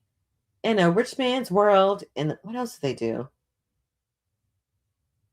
And gimme, gimme, gimme a man after midnight. Very unique concepts. I don't know. It's like, because English wasn't their first language, so I don't know. It was really interesting the way they would use it. I don't know if I'm making any sense. Let me see some Let me read some comments. I can't speak. I understand, especially in girl groups, it takes a village to become a pop star. These girls are really grinding out there. Yeah, unfortunately, seeing how hard they work, they're not going to reach their goal, I don't think. It's all being done so subtle. It's hard to ignore the absence of Manon. If this becomes really solidified that she's out, change the law overnight. You know what? I don't think it's going to change the law overnight. It's been months. I think people are starting to get the picture. I don't know where Katseye is going to go from here. That EP release is going to be really defining for them, right? How many of the fans are going to stay? Because the label's going to pour a lot of money into them, okay? And I don't know if the fans are going to stay. I don't know if the money they're going to put into that EP is going to be worth them staying. I don't know. I'm not a fan. I wouldn't know, too. Their music is really not for me. Yeah, music sucks ass. Really sad. Gimme, gimme, gimme a man after midnight. I might just listen to ABBA after this. 2-track. The continuation of nonsensical, almost rage bait music without it coming from anywhere besides trying to recapture virality feels so revealing of the vision or lack thereof when it comes to Katseye. And Pinky Up is just the ultimate outcome of that. With every 2-minute XD so random release, it does feel more and more like this corporation was just testing how low effort they can go with this group and still be successful. I'm sorry to say, but Pinky Up outstreamed Internet Girl, so the bar can in fact go lower. And maybe Manon was sick of that. I think that's fair. Editing me coming back in on April 30th, which all of the blind items have been saying that today is D-Day. So stressed already. But I wasn't lying when I told you that something new and crazy happens every single day. And now Trisha Paytas is in the mix. Maybe a week ago, Oscar, the co-host on Trisha's podcast, mentioned that he had talked to this guy, Harry Daniels, who you may know he's kind of famous for singing at celebrities. But it was fun. It was a good time. Oh my gosh. Wow. It was so much tea too. We can't even repeat it, I guess. But finding out the Katseye tea with Manon, I feel like so relieved. Now I'm in the know. So now that was crazy. Oscar didn't say anything specific, but from the way he phrased it, people thought that this was confirmation that Manon was coming back. A few days later, he came back to clarify. Icons, I'm sorry, I'm giving an apology 2 hours in. I said I was relieved to be in the know because it's been keeping me up at night. It's been plaguing me. Some girls have been reading into it because they know I love her. And they're like, oh, he's relieved. So this is good news that she's going to come back. I don't know. She's going to come back. I don't know the fate. Harry doesn't even know that tea. No, she's not coming back. What we know from Harry. No, well, Harry didn't know the way he framed it was like, that is out. So people went from thinking Oscar was confirming Manon's comeback to thinking Trisha Paytas, of all people, was confirming that Manon was out. I think people automatically made the assumption that Harry Daniels knew this information from Megan and Lara because those were the two who followed him on Instagram at the time. I don't think they had publicly posted each other hanging out together to this point, besides the times that he showed up and sang at her. Harry is launching his own podcast, and what better way to launch your own podcast than to imply that you know this big old secret? Because I got in a huge fallout with all my friends, and then I was like, Oscar knows all about this. Oh, that's You guys know so much. You guys talk in the DMs. There's so many inside things. You and Manon can talk about it. I love her. I saw her at Coachella last week. Oh, I love her. She's like the Did you talk to her? Yeah, she's really sweet. How's she doing? She's doing good. Okay. Yeah, I mean, like she was sad that she couldn't perform with the girls, which is like understandable. Could not or did not want to? Did not or could not. I don't really know. I never asked that many questions. Yeah. I've never heard this man speak. I only ever heard him sing, and I don't know if I want to listen to a podcast with him as a host, but I don't know.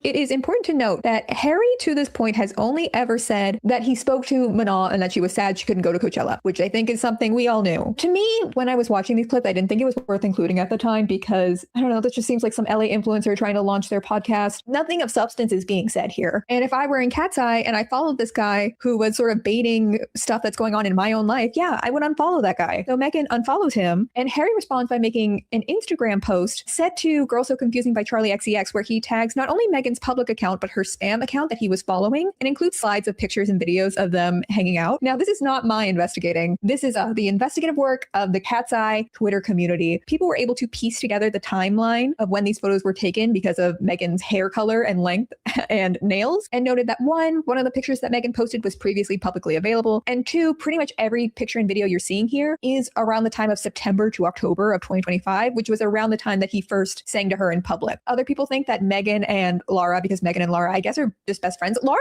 I don't know how Lara is getting dragged into this, to be quite. The way this man exposed both of them, I felt so sorry for him. I'm like, whoa, rookie mistake. But some people think that Megan and Lara were gossiping about their situation to Harry, which then results in Harry teasing it on the internet. And, you know, it's devastating because can you believe that these girls would violate an NDA? I mean, what has this world come to? I don't know. Honestly, I have such a hard time being scandalized by this because I don't think we have any more information than when we started. I feel like a lot of people are just kind of assuming the worst and most traumatic version. And maybe this isn't worth stressing about to the extent that people are. That being said, though, the solo Katseye stands have really been at it these past 24 hours because you've got the Megan solo stands threatening to leak Harry's address. Of course, yes, violating an NDA is legally wrong, and it is definitely dumb and naive for any of them to speak to influencers in LA about their situation if that is something that they did. He's telling everyone. Tana's like, he told me in a corner How at he Justin gonna tell me? Horowitz's birthday party. But also, this is a situation that has been impacting their lives for 2 months, and they haven't been able to really say anything publicly. So I think a situation like this would just be kind of inevitable. Like, you really think that they're not talking to their friends about what's going on? I also feel like people are just kind of forgetting the context that Harry Daniels, a large part of his shtick is just being a troll. What's more strange to me, honestly, is that right after the controversy with Daniela's dad was happening, Katseye posted solo videos of Danny to their main account, and obviously the comments were vile in that. And they just now, after Megan is getting her spot blown up on the internet, posted a solo Megan video again right after. That's the part that really feels weird to me. You know how we were talking about how these pop stars need to get attention and need to make use of whatever momentum they have their way?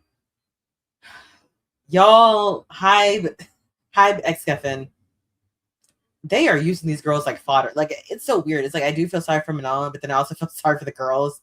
Like, they're like, oh, Megan's trending. Oh, let's upload some solo videos. Oh, Daniela's trending. Oh, upload some solo videos. Let's get some money. Let's get some views off of their traction. See, they're sacrificial lambs. My God. But maybe Katseye's music is supposed to be bad right now, and the real good music will, of course, come when Manal comes back to the group later, because right now, Hybe has another girl group. On top of Conformity Gate, another more convoluted conspiracy theory emerged, the Prelude conspiracy. This makes even less sense than the last one, but this does give me a chance to talk about Prelude, the final. You see how far people have to go to consume garbage? This is what people have to do to themselves to consume whatever garbage is being shelled away. Instead of just fucking leaving. They have to make sense of it. They have to program themselves to stick around, like, oh, it's gonna get better. This is abuse. This is like a bad mentality of being in an abusive relationship. My God. Final piece, so I'm going to take it. Last year, Hybe announced that they were making yet another global girl group with other former contestants from the Dream Academy survival show, Lexi, Emily, and Samara. Initially, people's reaction when they saw this move felt it was strange to be announcing a new group that would debut only 2 years after Katseye. America already has like 4 girl groups. They're oversaturating the market already. If you follow K-pop survival shows or the K-pop industry generally, this is pretty common. Survival shows may only produce one group at the end of the day, but the show is also just a scouting opportunity for other later projects. Dream Academy especially, having had a 2-year training training period attached to that survival show, of course they're going to scout from that group. They spent millions training these girls, so of course they're going to recruit them instead of other people to save money. Audiences are also familiar with them, like it just makes sense to make another girl group with the runner-ups of Dream Academy. But another common talking point I heard back when this was announced was that what if Katseye was the guinea pig group who would be eventually set aside in favor of this group to succeed? Which that would be quite the plan considering the 6 members of Katseye just were the combination of the most popular among. You know, I half believe it, and I think I said this in another video that I think I said I agreed with that theory, but now I'm thinking about it, I'm like, with how much money they spent into Katseye, that's a pretty expensive experiment. I don't know now. Now I'm like, they spent so much money on them just to be guinea pigs. It's insane, but who knows? Amongst fans and the most popular amongst the judges, that would be the test group in this scenario, not the runner-ups. But this new conspiracy is that once again, the Katseye hiatus is a marketing ploy. It's supposed to make Katseye look bad. We're supposed to be mad at them right now. And the music is supposed to be bad. Our pinkies are supposed to be down. We're looking for a new girl group to stand. Wait a minute. So they tanked Katseye to drum up all this hate watching and hate consumption just to redirect momentum into Prelude. Prelude would be the answer to what everyone wanted with Katseye. Oh my God. You know what? I think I do believe in the theory again. I don't know. Let me read some comments. Even if she makes it back, good riddance. That relationship is not only unhealthy on her side, but shady between themselves and their team. At this point, just to say phase, she can't go back. Like, she can't go back. Getting cosigns from pop stars such like SZA and Normani, she's good with. You know what? I love me some Normani. She's my fave, but unless they're doing a collaboration, I don't really see anything that comes from Normani yet. You know, like she doesn't have that weight to her. You know what I mean? Like I'm still waiting on that other album and the visuals in the tour. Normani needs to jumpstart her career. But I know what you're saying. Yeah, she's getting cosigns from a lot of Black celebrities, so she's gonna be good.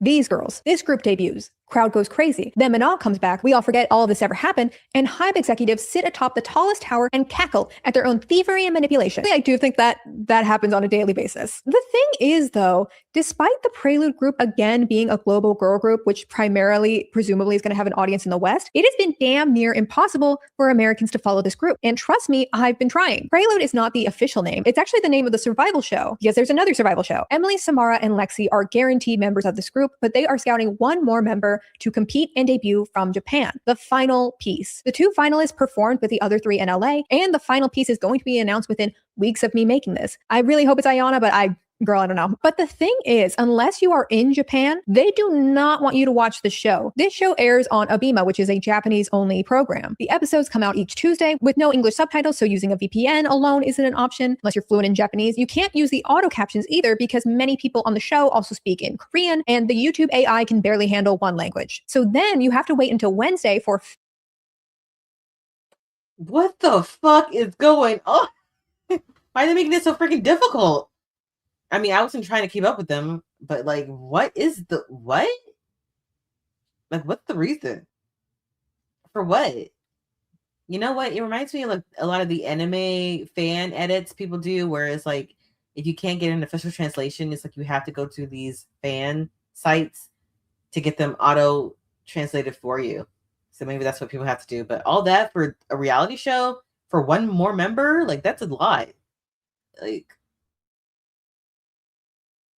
fans to translate captions. Once they post it, you need to immediately clear your schedule, stop what you're doing, because within hours of that translation going up, Abema will copyright strike all of it to oblivion. I am not going to show clips from this show because you simply will never see me again if I do. I assume that they're making another Netflix documentary that we'll see eventually, but it is so strange. Like Dream Academy was also eventually turned into a documentary, but people anywhere could still watch the survival show in real time. It's like really hard to try and be a fan of this group right now. Honestly, though, it's a good thing that they're not letting most people watch it because this show has been so strange, so infuriating. Without getting too tangential, this show started with the ranking system. They showed us these incredible women who could both sing and dance and ranked them on their ability to do so. Then they immediately eliminated the top 2 girls. They made them the top 2 based on their own criteria, and then they sent them home. Seems like their ranking system needs some work. Out of 12 girls, only 4 could go to LA. They picked the 11th and 12th place girls to go. Hiyori, who ranked 2nd and made it to the top 4, dropped out for health reasons. Ayana, who ranked 5th going into the finals, is the only one even remotely comparable to Emily, Samara, and Lexi, as far as it seems to me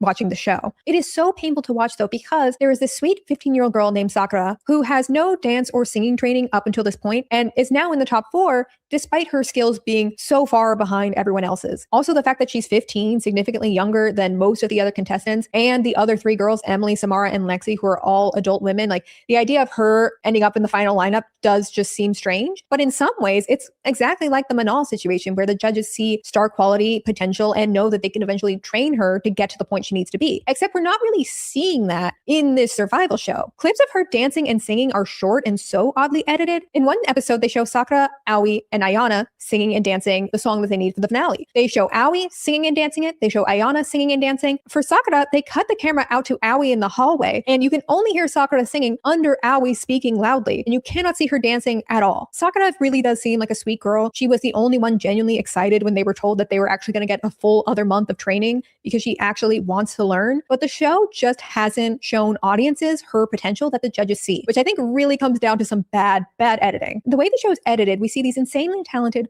well-trained girls one after another get eliminated. And then we see Sakura, who cannot stress this enough, is a child, right? But the format of a survival show specifically is the chance to show off a member that in all likelihood they pre-picked from the beginning and to make you root for her and see how well she's doing. It's meant to be impressive watching the eventual winner beat other girls in the competition. And it creates a parasocial relationship before that group is finalized. But in this situation, we have a 15-year-old being compared to grown adults who have competed on other survival shows and fully been in other girl groups before. Like, of course, it's not comparable. Even if she doesn't go on to win, her making it into the top 4 makes a lot of people question the thought process in how this competition works. And ultimately, these contestants are paying the price for that. Final Prelude member is...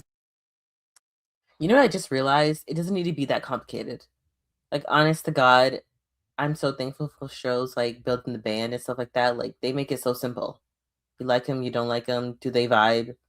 Are they talented? Good. It doesn't need to be this complicated. Why is there so many... There's so much politics in here. Like, for what? For what? Let me see some comments. Oh, no comments. Good deal. It's annoying. Is going to be announced like 6 days after I upload this. So there are going to be a lot of comments coming back here in hindsight to tell me how I was wrong and foolish for not predicting the future. But I will say that by episode 10, they have finally begun showing Sakura dancing and singing, and she's doing really well. Like I said, the problem was never Sakura herself. My opinion still stands that she is a very sweet young girl and she seems very trainable. And I'm sure she's going to go on to have a great career in some capacity, whether it ends up being with this group or with another group eventually. She is still, I do need to emphasize, going to be 16 years old at the time of the announcement, whereas the rest of the girls competing and also the girls in the final lineup are in their 20s. And while Sakura has improved significantly since when we first saw her on the show, that doesn't erase the past 10 weeks where she has been harassed nonstop, and there have been so many negative comments about her throughout the process. And I think a lot of people have soured on her through no fault of her own, just because they saw people who were already at this level that Sakura is now reaching getting eliminated over her. It truly is not a contestant issue. It is an editing issue, and it is a presentation issue on Hive's part that is really hurting these girls' longevity and popularity even before they debut. One thing, though, that has been really interesting about the Prelude show as it relates to Katseye are the demos. Lexi's official role in the group is producer and songwriter, which is something that people have wanted Katseye to have this entire time, given that both Laura and Megan have released snippets of their own music that they produced. Not only is Lexi immediately being shown as an active creative participant, they also actually got... Can you imagine being in Katseye and seeing a junior group get more privileges than you? That's insane. Half-decent R&B demos, which is the exact sound people originally wanted for Katseye. One of these demos was written by Paris Alexa. The other, fun fact, was written by Belle from Kiss of Life, who did the infamous hip-hop themed live stream last year. What's your name?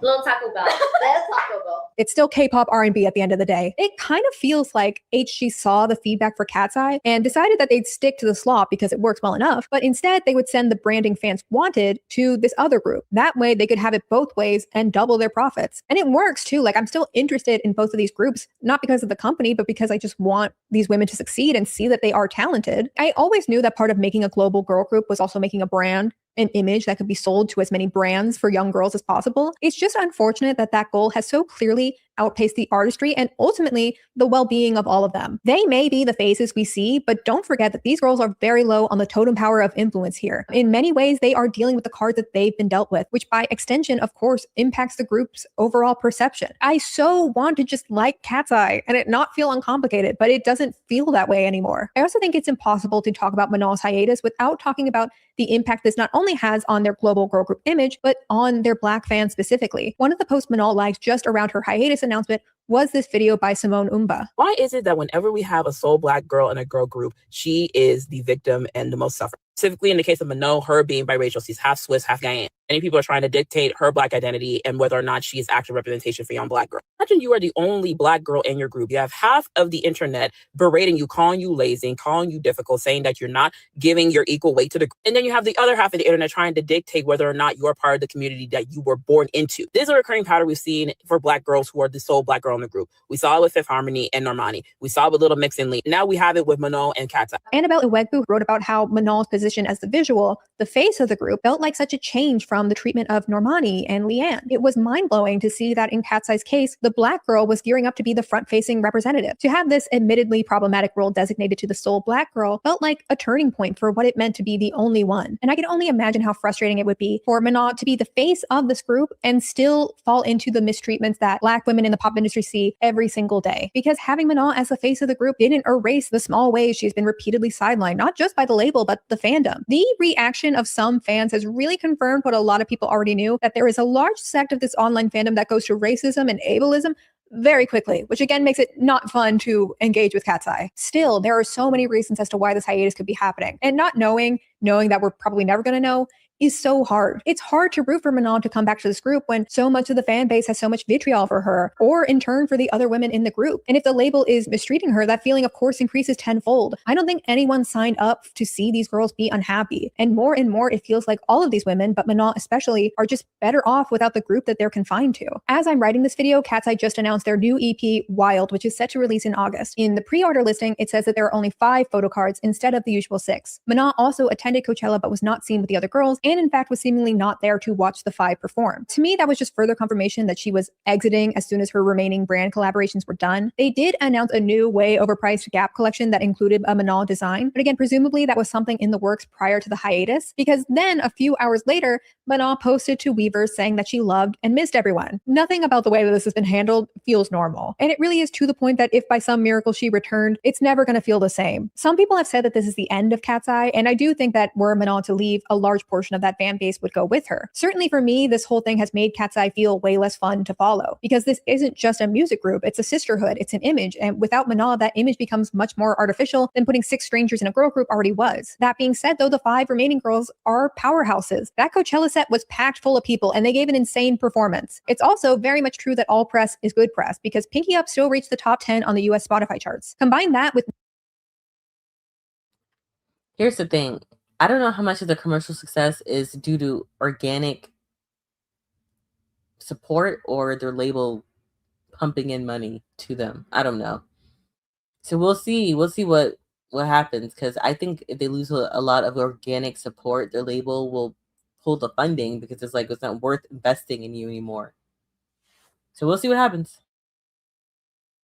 Normal people who don't follow every Instagram unfollow or deleted comment, I'm sure that Katseye itself is not over. But it's true that it'll never feel the way it did when I first saw them at KCON. Just talented girls that people didn't know enough about to hate as much as some people do now. And we're never going to know what happened. Not until their NDAs expire and we get a tell-all memoir on the Call Her Daddy press circuit in 20 years. I cannot wait for some other crazy thing to happen with this. Like maybe they'll officially announce her status in a few days. And so everyone's going to come to this video and tell me that it's immediately outdated. I know it's going to be. Absolutely it's going to be. But I had to talk about it regardless, because I've been thinking about this like every day since she went on hiatus. So I hope you found this interesting. Let me know your thoughts down in the comments.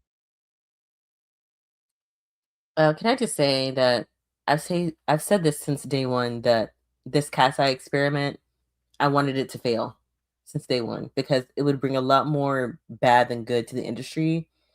I mean, you gotta understand with Katseye coming into the industry, if it were to be successful, like massively successful, other labels would follow suit. And you have to understand like that label, it's the company first, the artist down, not even second. It's probably like in the depths of hell. And we're in a interesting point in the music industry where artists are gaining autonomy more than ever before, and I feel like Katseye would have just demolished all that. So I think this is for the best. I'm sure the girls would be fine afterwards. You know, they've gotten a lot of buzz from this experiment. I think that they could go on to be very successful independent artists, but this experiment, I feel like, needed to fail. Hopefully, Prelude will follow suit, but I think it's for the best of everyone that this experiment does not find success. Okay, so next we're gonna be reacting to girl group releases and performances, and this is where it gets kind of dicey because we're gonna be entering copyright material. So there is a good chance that the live stream will abruptly end because I've tried this out before where I experimented on playing copyrighted material, and 30 seconds in or even 40 seconds in, my live stream just cut out completely. So we'll see what happens, but child, I don't know. I'm gonna try to stop intermittently to give commentary so it can break up the copyright, but I really don't know how it's gonna be. So just brace yourselves. Let me read some comments before we head into the reaction portion. The industry is unforgiving. They never looked back, and they might be definitely seeking for a brand new replacement girl. Anyways, what? I don't think they would be looking for a replacement. That's too much money. You know what I mean? I think they're like, listen, we have y'all here. Y'all make a group. We can work with this, or maybe somebody else will leave because it's like way worse than before. It's like a domino effect. What if somebody else's leave? Well, that's the thing about having a 6-person group. Is like you can make a trio out of that. You can make a trio or a quartet. Like they're not going to replace anyone. That's too much money, I think. Fans in real time are processing the sudden split. Is it sudden though? Like it's been months. It's been months since February. It's been 3 months. Or almost 3 months. My God. Fans are in real time are still processing the sudden split. It'll never feel like the same way after this one said and done. Yeah, you know what? She was talking about the good old days. I'm like, yo, when has it ever been the good old days? It's always been drama. The fandom has been relentless since day dot. I have never known this fandom to know any peace. Okay, debut came out, they trashed debut. Ever since that documentary came out, it was just like a plague. And even with the survival show, like people were crapping on everyone. Like even Emily, people were crapping on her. I remember specifically people crapping on Samara. I think Laura was also getting hate too. There has never been peace with this fandom. Okay, they manifested their downfall. It needs to go. Like the toxic fandoms, everything needs to go. Okay, so on to the reaction portion of the live. We're gonna be reacting to Say Now's Vivo performance, and then we're gonna react to Flo Leak It. Comment down below if you want to see Leak It the official video version or the choreo version or their live performance of Leak It. Because honest to God, I don't think I have it in me to actually watch all 3 of them. So pick one or the other, and then we're gonna finish off with Ribe. I can't do Nona. Nona is too spicy. Their copyright is too I don't wanna chance it. So we're gonna end it off with Ribe and maybe even Miss You. Okay, so here is Vivo.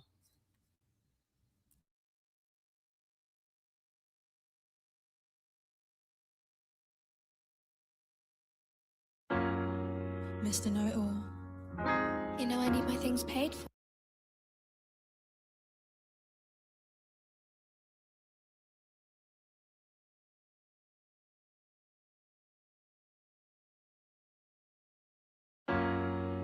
Mr. Know-It-All.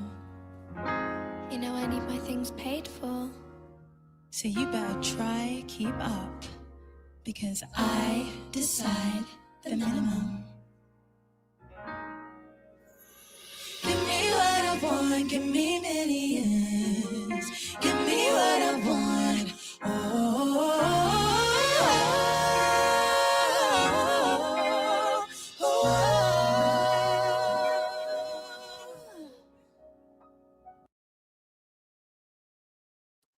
I'm sorry, I just had to comment. I like how every girl has their own chance to connect with the screen. Like they all looked into the camera at different moments. Whoever was nearest to the camera. So when it panned over to Izzy, I think they all had a chance to look at the camera. Let me see that again. Let me see that again. Millions. Give me what I want.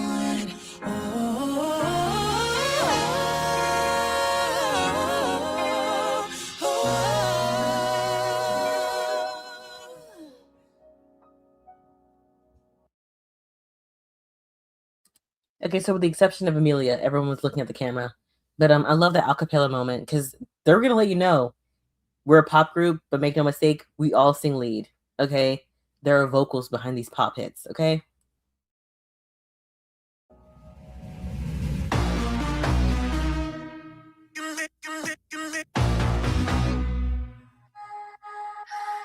Mr. Know-it-all, but I bet you don't know one thing about the shoes that I got on. Before you look at me like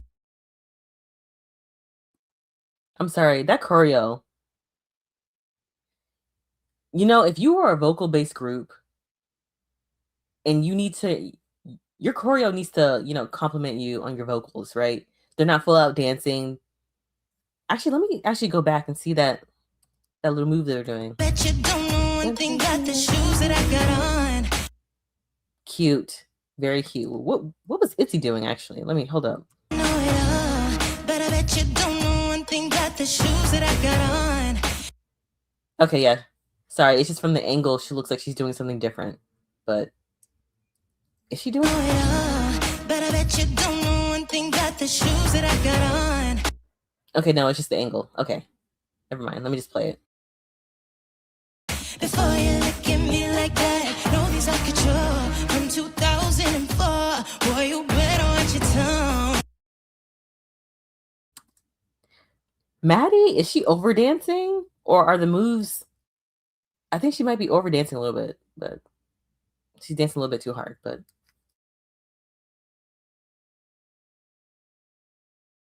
shoes that I got on.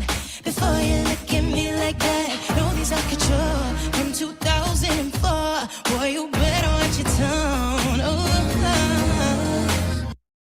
like what you see, that's just the basics. If you want honey, so you never would. When I add it up, it's looking like around 5 millions. You know all the fun things cost millions.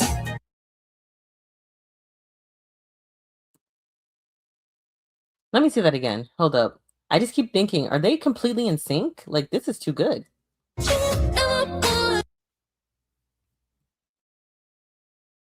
I add it up, it's looking like around 5 millions.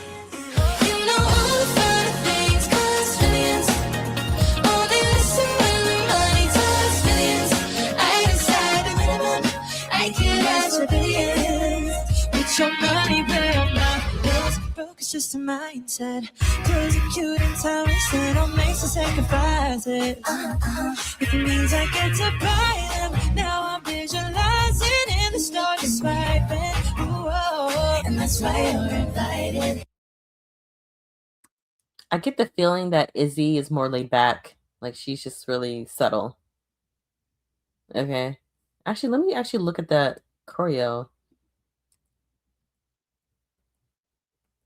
Is the hair part of the choreo too? Hold up, because I saw Amelia do something, and I'm like, wait, is that part of the choreo? You know all the fun things cost millions. Oh my gosh, I think the hair thing is part of the choreo. Hold up. All these subtleties, hold up. When I add it up, it's looking like around 5 millions.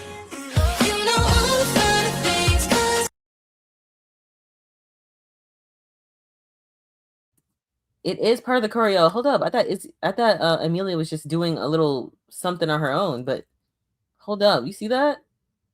That hair strand thing. Okay, well, she's not really doing it, but it is part of the choreo. Oh, interesting.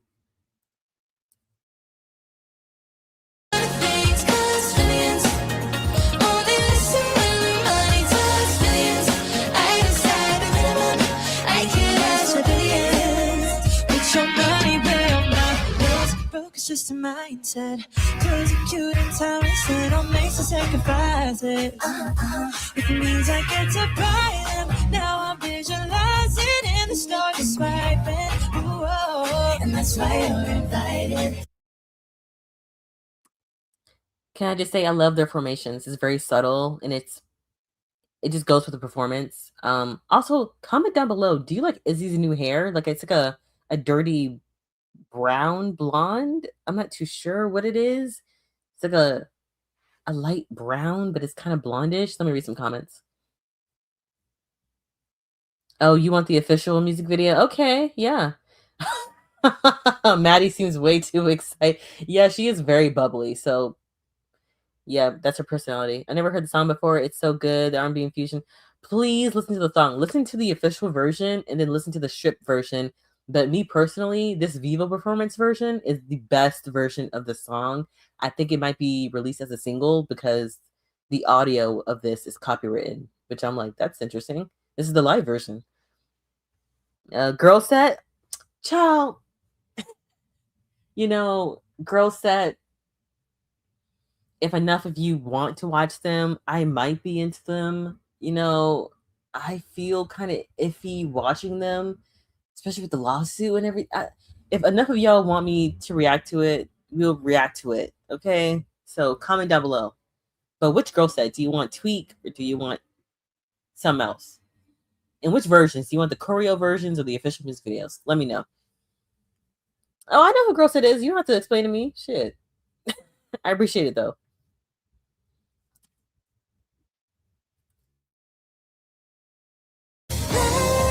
What you see, that's just the basics. If you want pretty, smart, all that you can ever want. When I add it up, it's looking like a roundabout. Millions, you know all the finer things cost millions. Only listen when the money talks. I can set the minimum, I could ask you in. Put your money where your mouth is.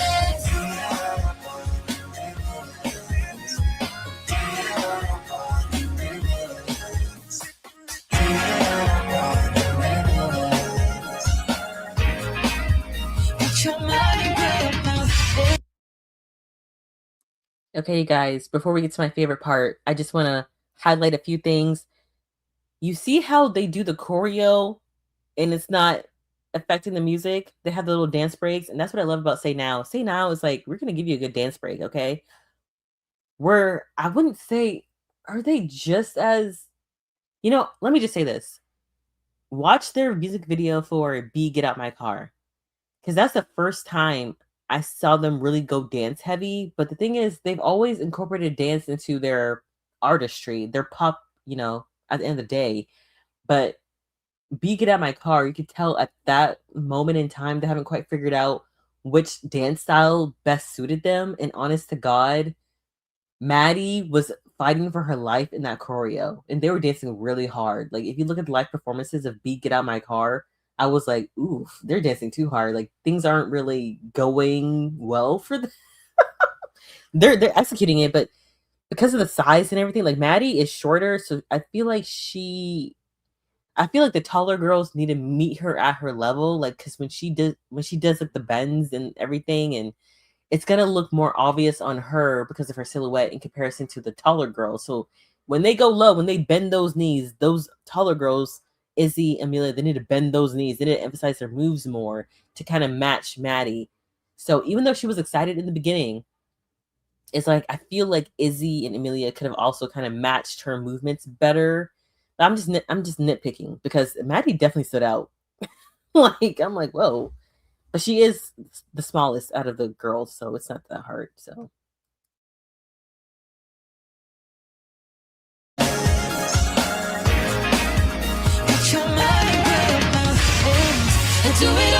the show and everybody bounce out control. Into a mind to deny the luxuries we all meant for more. I know it's still not hurt at all, but I can tell you more pro. What if I do? No roses on my grave, I just want give me millions. Give me, oh, give me millions, oh. Put your money where your mouth is, millions. You know all the finer things cost millions. Only the money talks millions. I said a minimum, I could ask for millions. Put your money where your mouth is. Give me what I want, give me millions. Give me what I want, give me what I want, give me what I want. Give me what I want, give me millions.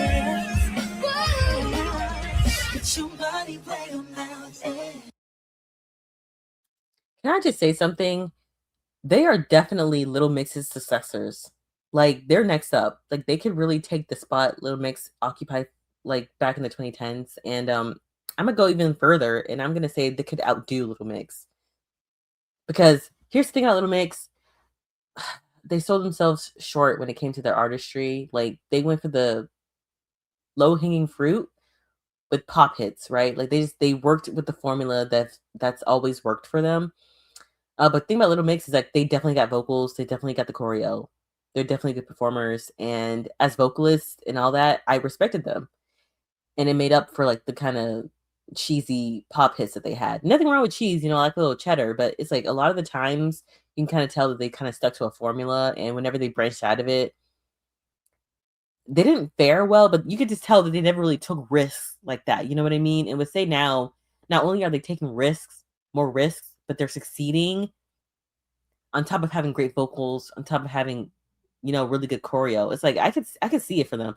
Not to mention they're also managed by the same Little Mix management team, like Modest Management.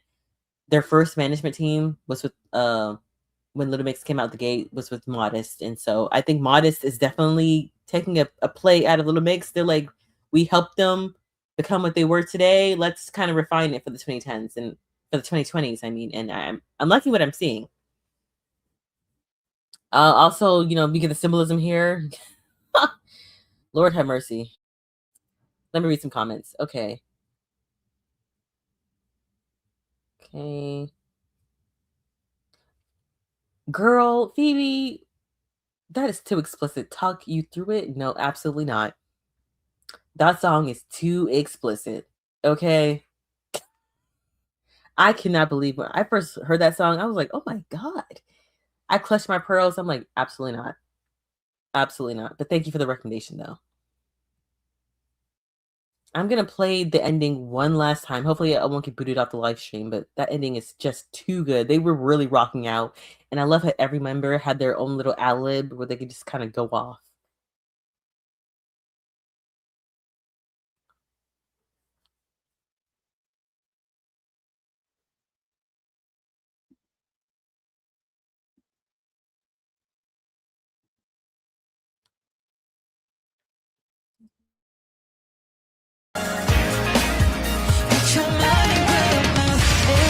And do it all for the show and everybody bounce out control. Into a mind to deny the luxuries we all meant for more. I know it's still not hurt at all, but I can tell you more pro. What if I do? No roses on my grave, I just want give me millions. Give me, oh, give me millions, oh. Put your money where your mouth is, millions. You know all the finer things cost millions. Only the money talks millions. I said a minimum, I could ask for millions. Put your money where your mouth is. Give me what I want, give me millions. Give me what I want, give me what I want, give me what I want. Give me what I want, give me millions. Put your money where your mouth is. Okay, y'all. So next up, it's going to be, what the hell? Next up is going to be Flo, the official music video of Leak It.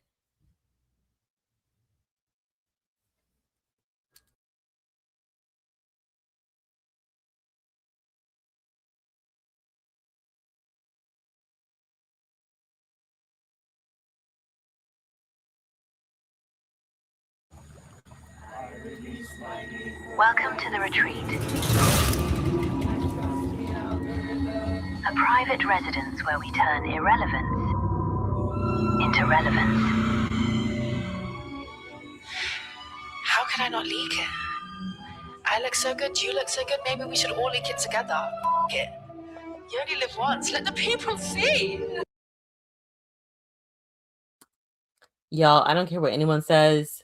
This does look like the Kia Asylum. Okay, this whole retreat into making them major pop stars. I mean, it does look like they took a little stint at the Kia Asylum.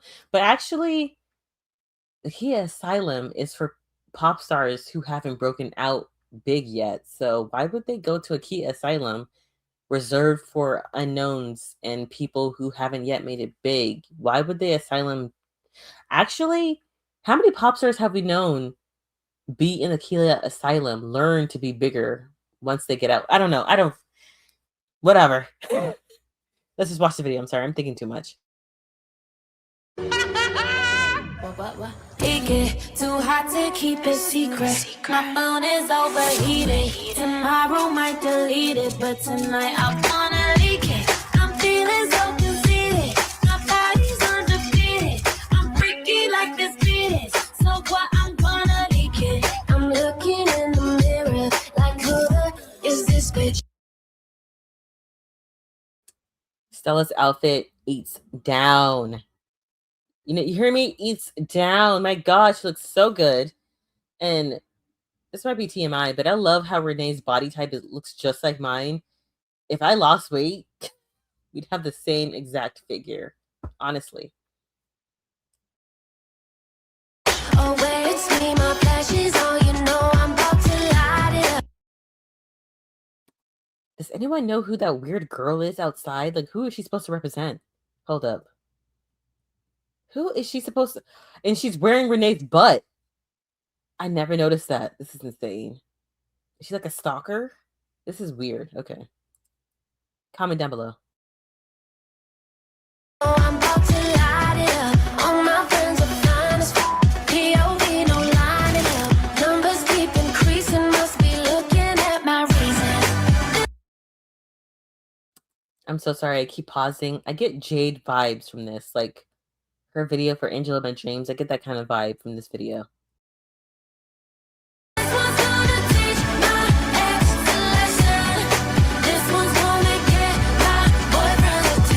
This tastes like disgusting.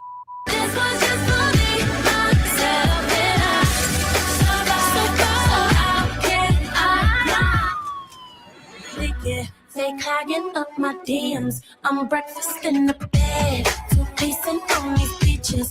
Up in that algorithm. You know I had to eat out. That's metabolism. They ain't gonna know I hit them tunnel vision. Let them know.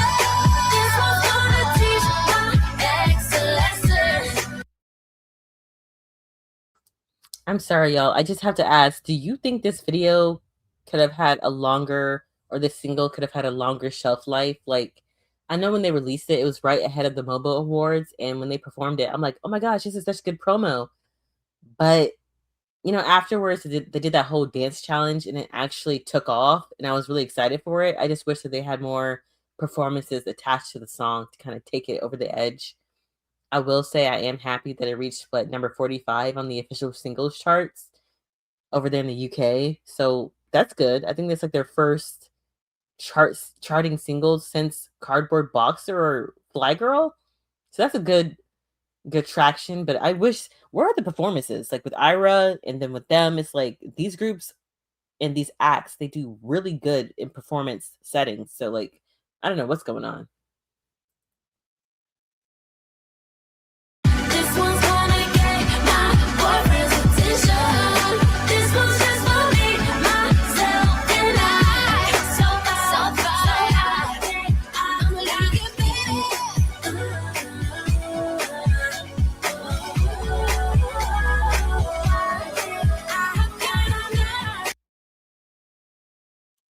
I'm so sorry. I just have to say this. Georgia and Renee's outfits are gagging. Like these like hockey heels or something, like sneaker hockey heels, and the British, and she kind of reminds me of like the purple was the pink the, the pink and the orange. I love it so much. Like they are eating down. You know, Stella killed the white look. They're killing these looks. It's so good. Like their styling is all the way together. Love it.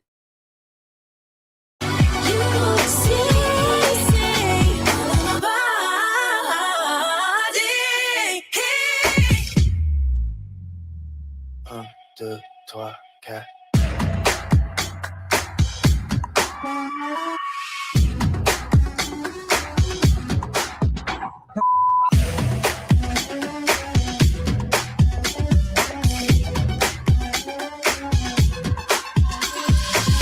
Get too hot to keep it secret. I'm sitting here and thinking, if there's somebody hot as us in here, we like to meet them.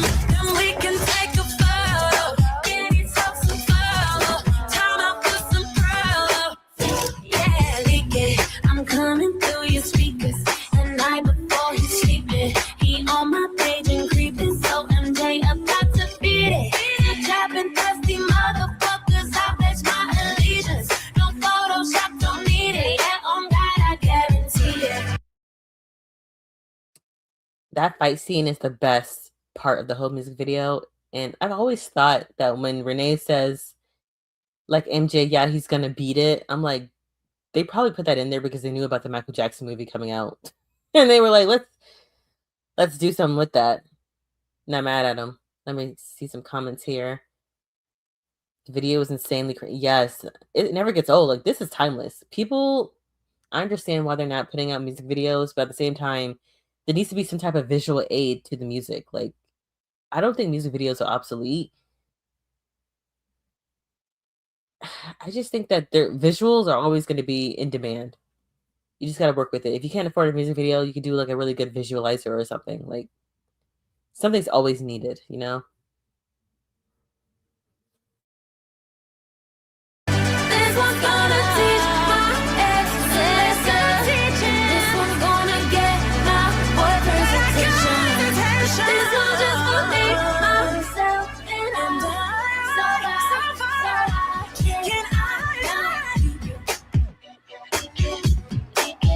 take accountability.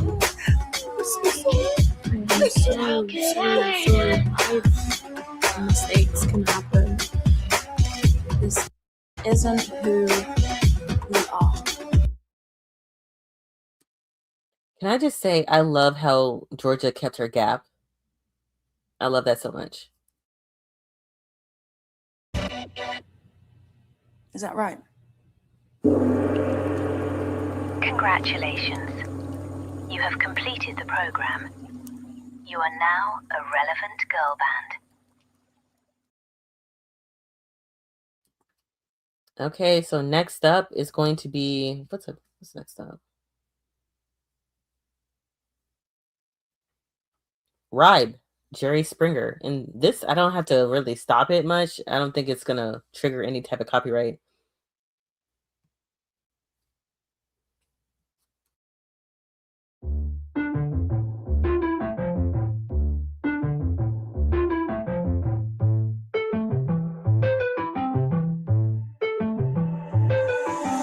let me set the scene like a limousine. Catch a look and wonder what it's like to take a ride with me. With me. I'm higher up in a degree and honorary. Come and take a seat, cause I'm about to teach you a lesson for free. For free. Well, but you can tell that it in plastic. Don't know till you had it. Work it like a Leo, rock the boat and watch me pass it. No, I got it on me right now. If you wanna mess around, you'll find out. Tonight I'ma be a giver, make you a believer. Just one chance will get you hooked like a free run a drip springer.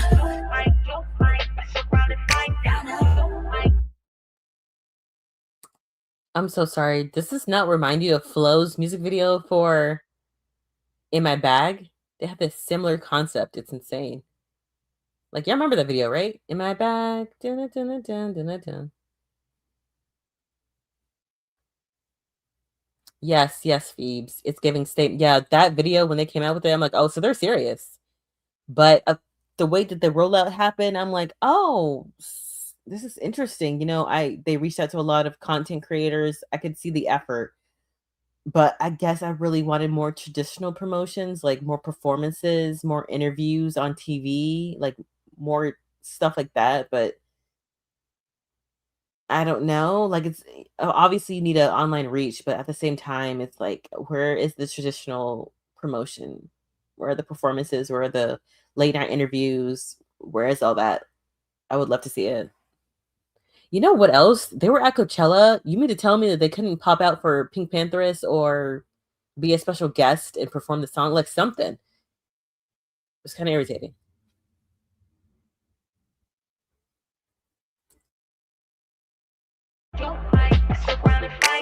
If I throw it back, can you catch a go receiver? Said you wanna ice it, girl, well, you just met the freezer.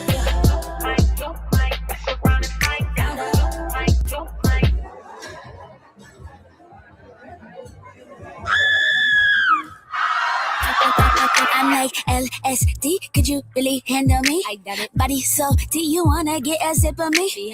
LUCID, like I just walked out of a dream. Oh my god, that girl reminds me of Doja Cat. It's crazy.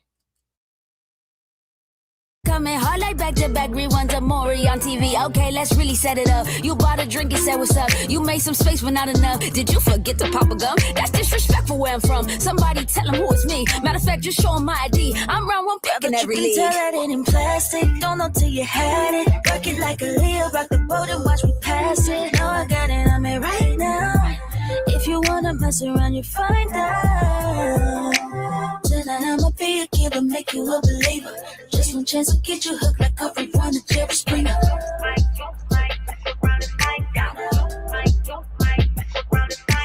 If I throw it back, can you catch a go receiver? Said you wanna ice it, girl, well, you just met the freezer.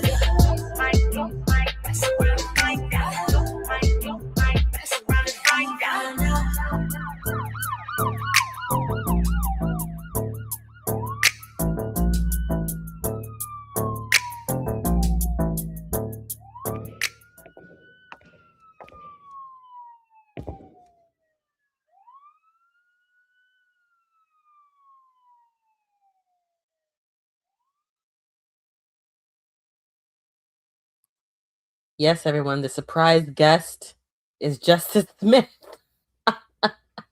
I saw him. I'm like, what is he doing here? Like, if you don't know, they're a sister duo. I think they're based in LA. And this girl right here, the one in the yellow, she's in Kitty XO. I think they're both actresses, and they're both independent from what I can recall. And yeah, they just make music. I think this is like their fourth or third single. If you want, we could do like maybe some other day, honestly, because I don't have it in me today, but we could do like a whole reaction series to them and their career, because they remind me of another sister group. I don't know if y'all know these girls, but Ride reminds me of another sister group called Mako Girls, who are from Atlanta, right? They're also independent.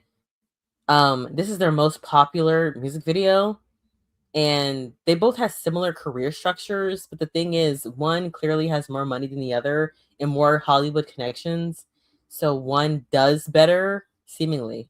But let's see a little snippet of their music video.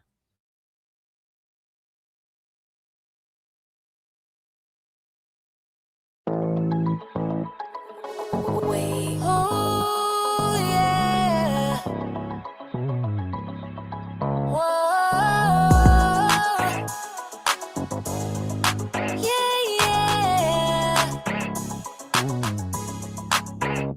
I'm gon' grind till I die. Only thing I got is money on my mind. I ain't thinking about you. Thinking about you. Don't be wasting my time. I work hard, dedicated to my shine. I ain't thinking about you. Thinking about you. I ain't thinking about you. Literally, both groups sing and they rap, and they're both sisters. Both groups are sister groups, and it's crazy because Mako Girls, they have a lot of subscribers, not subscribers. They have a lot of TikTok followers. They have millions of TikTok followers. But it's so interesting how to see the trajectory of both people's careers. Like, seemingly from the outside looking in, it seems like Ribe, even though they started later, they're having a lot higher traction. Like, they're gaining more momentum in comparison to Mako Girls. And I found that really interesting. Maybe it's a location too as well, because LA is the center.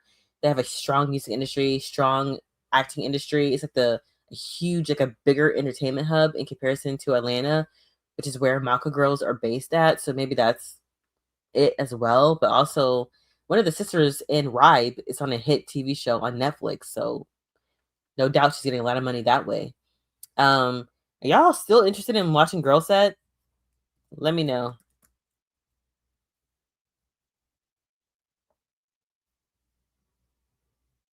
They remind me of Chloe and Halle. You know what? I can see that.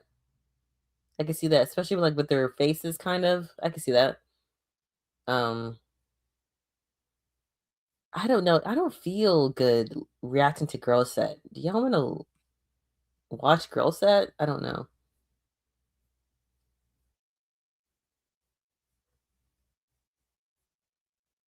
You know what? It's a no for Girl Set. I don't know. There's just a gut feeling that I just don't want to watch them. I don't know.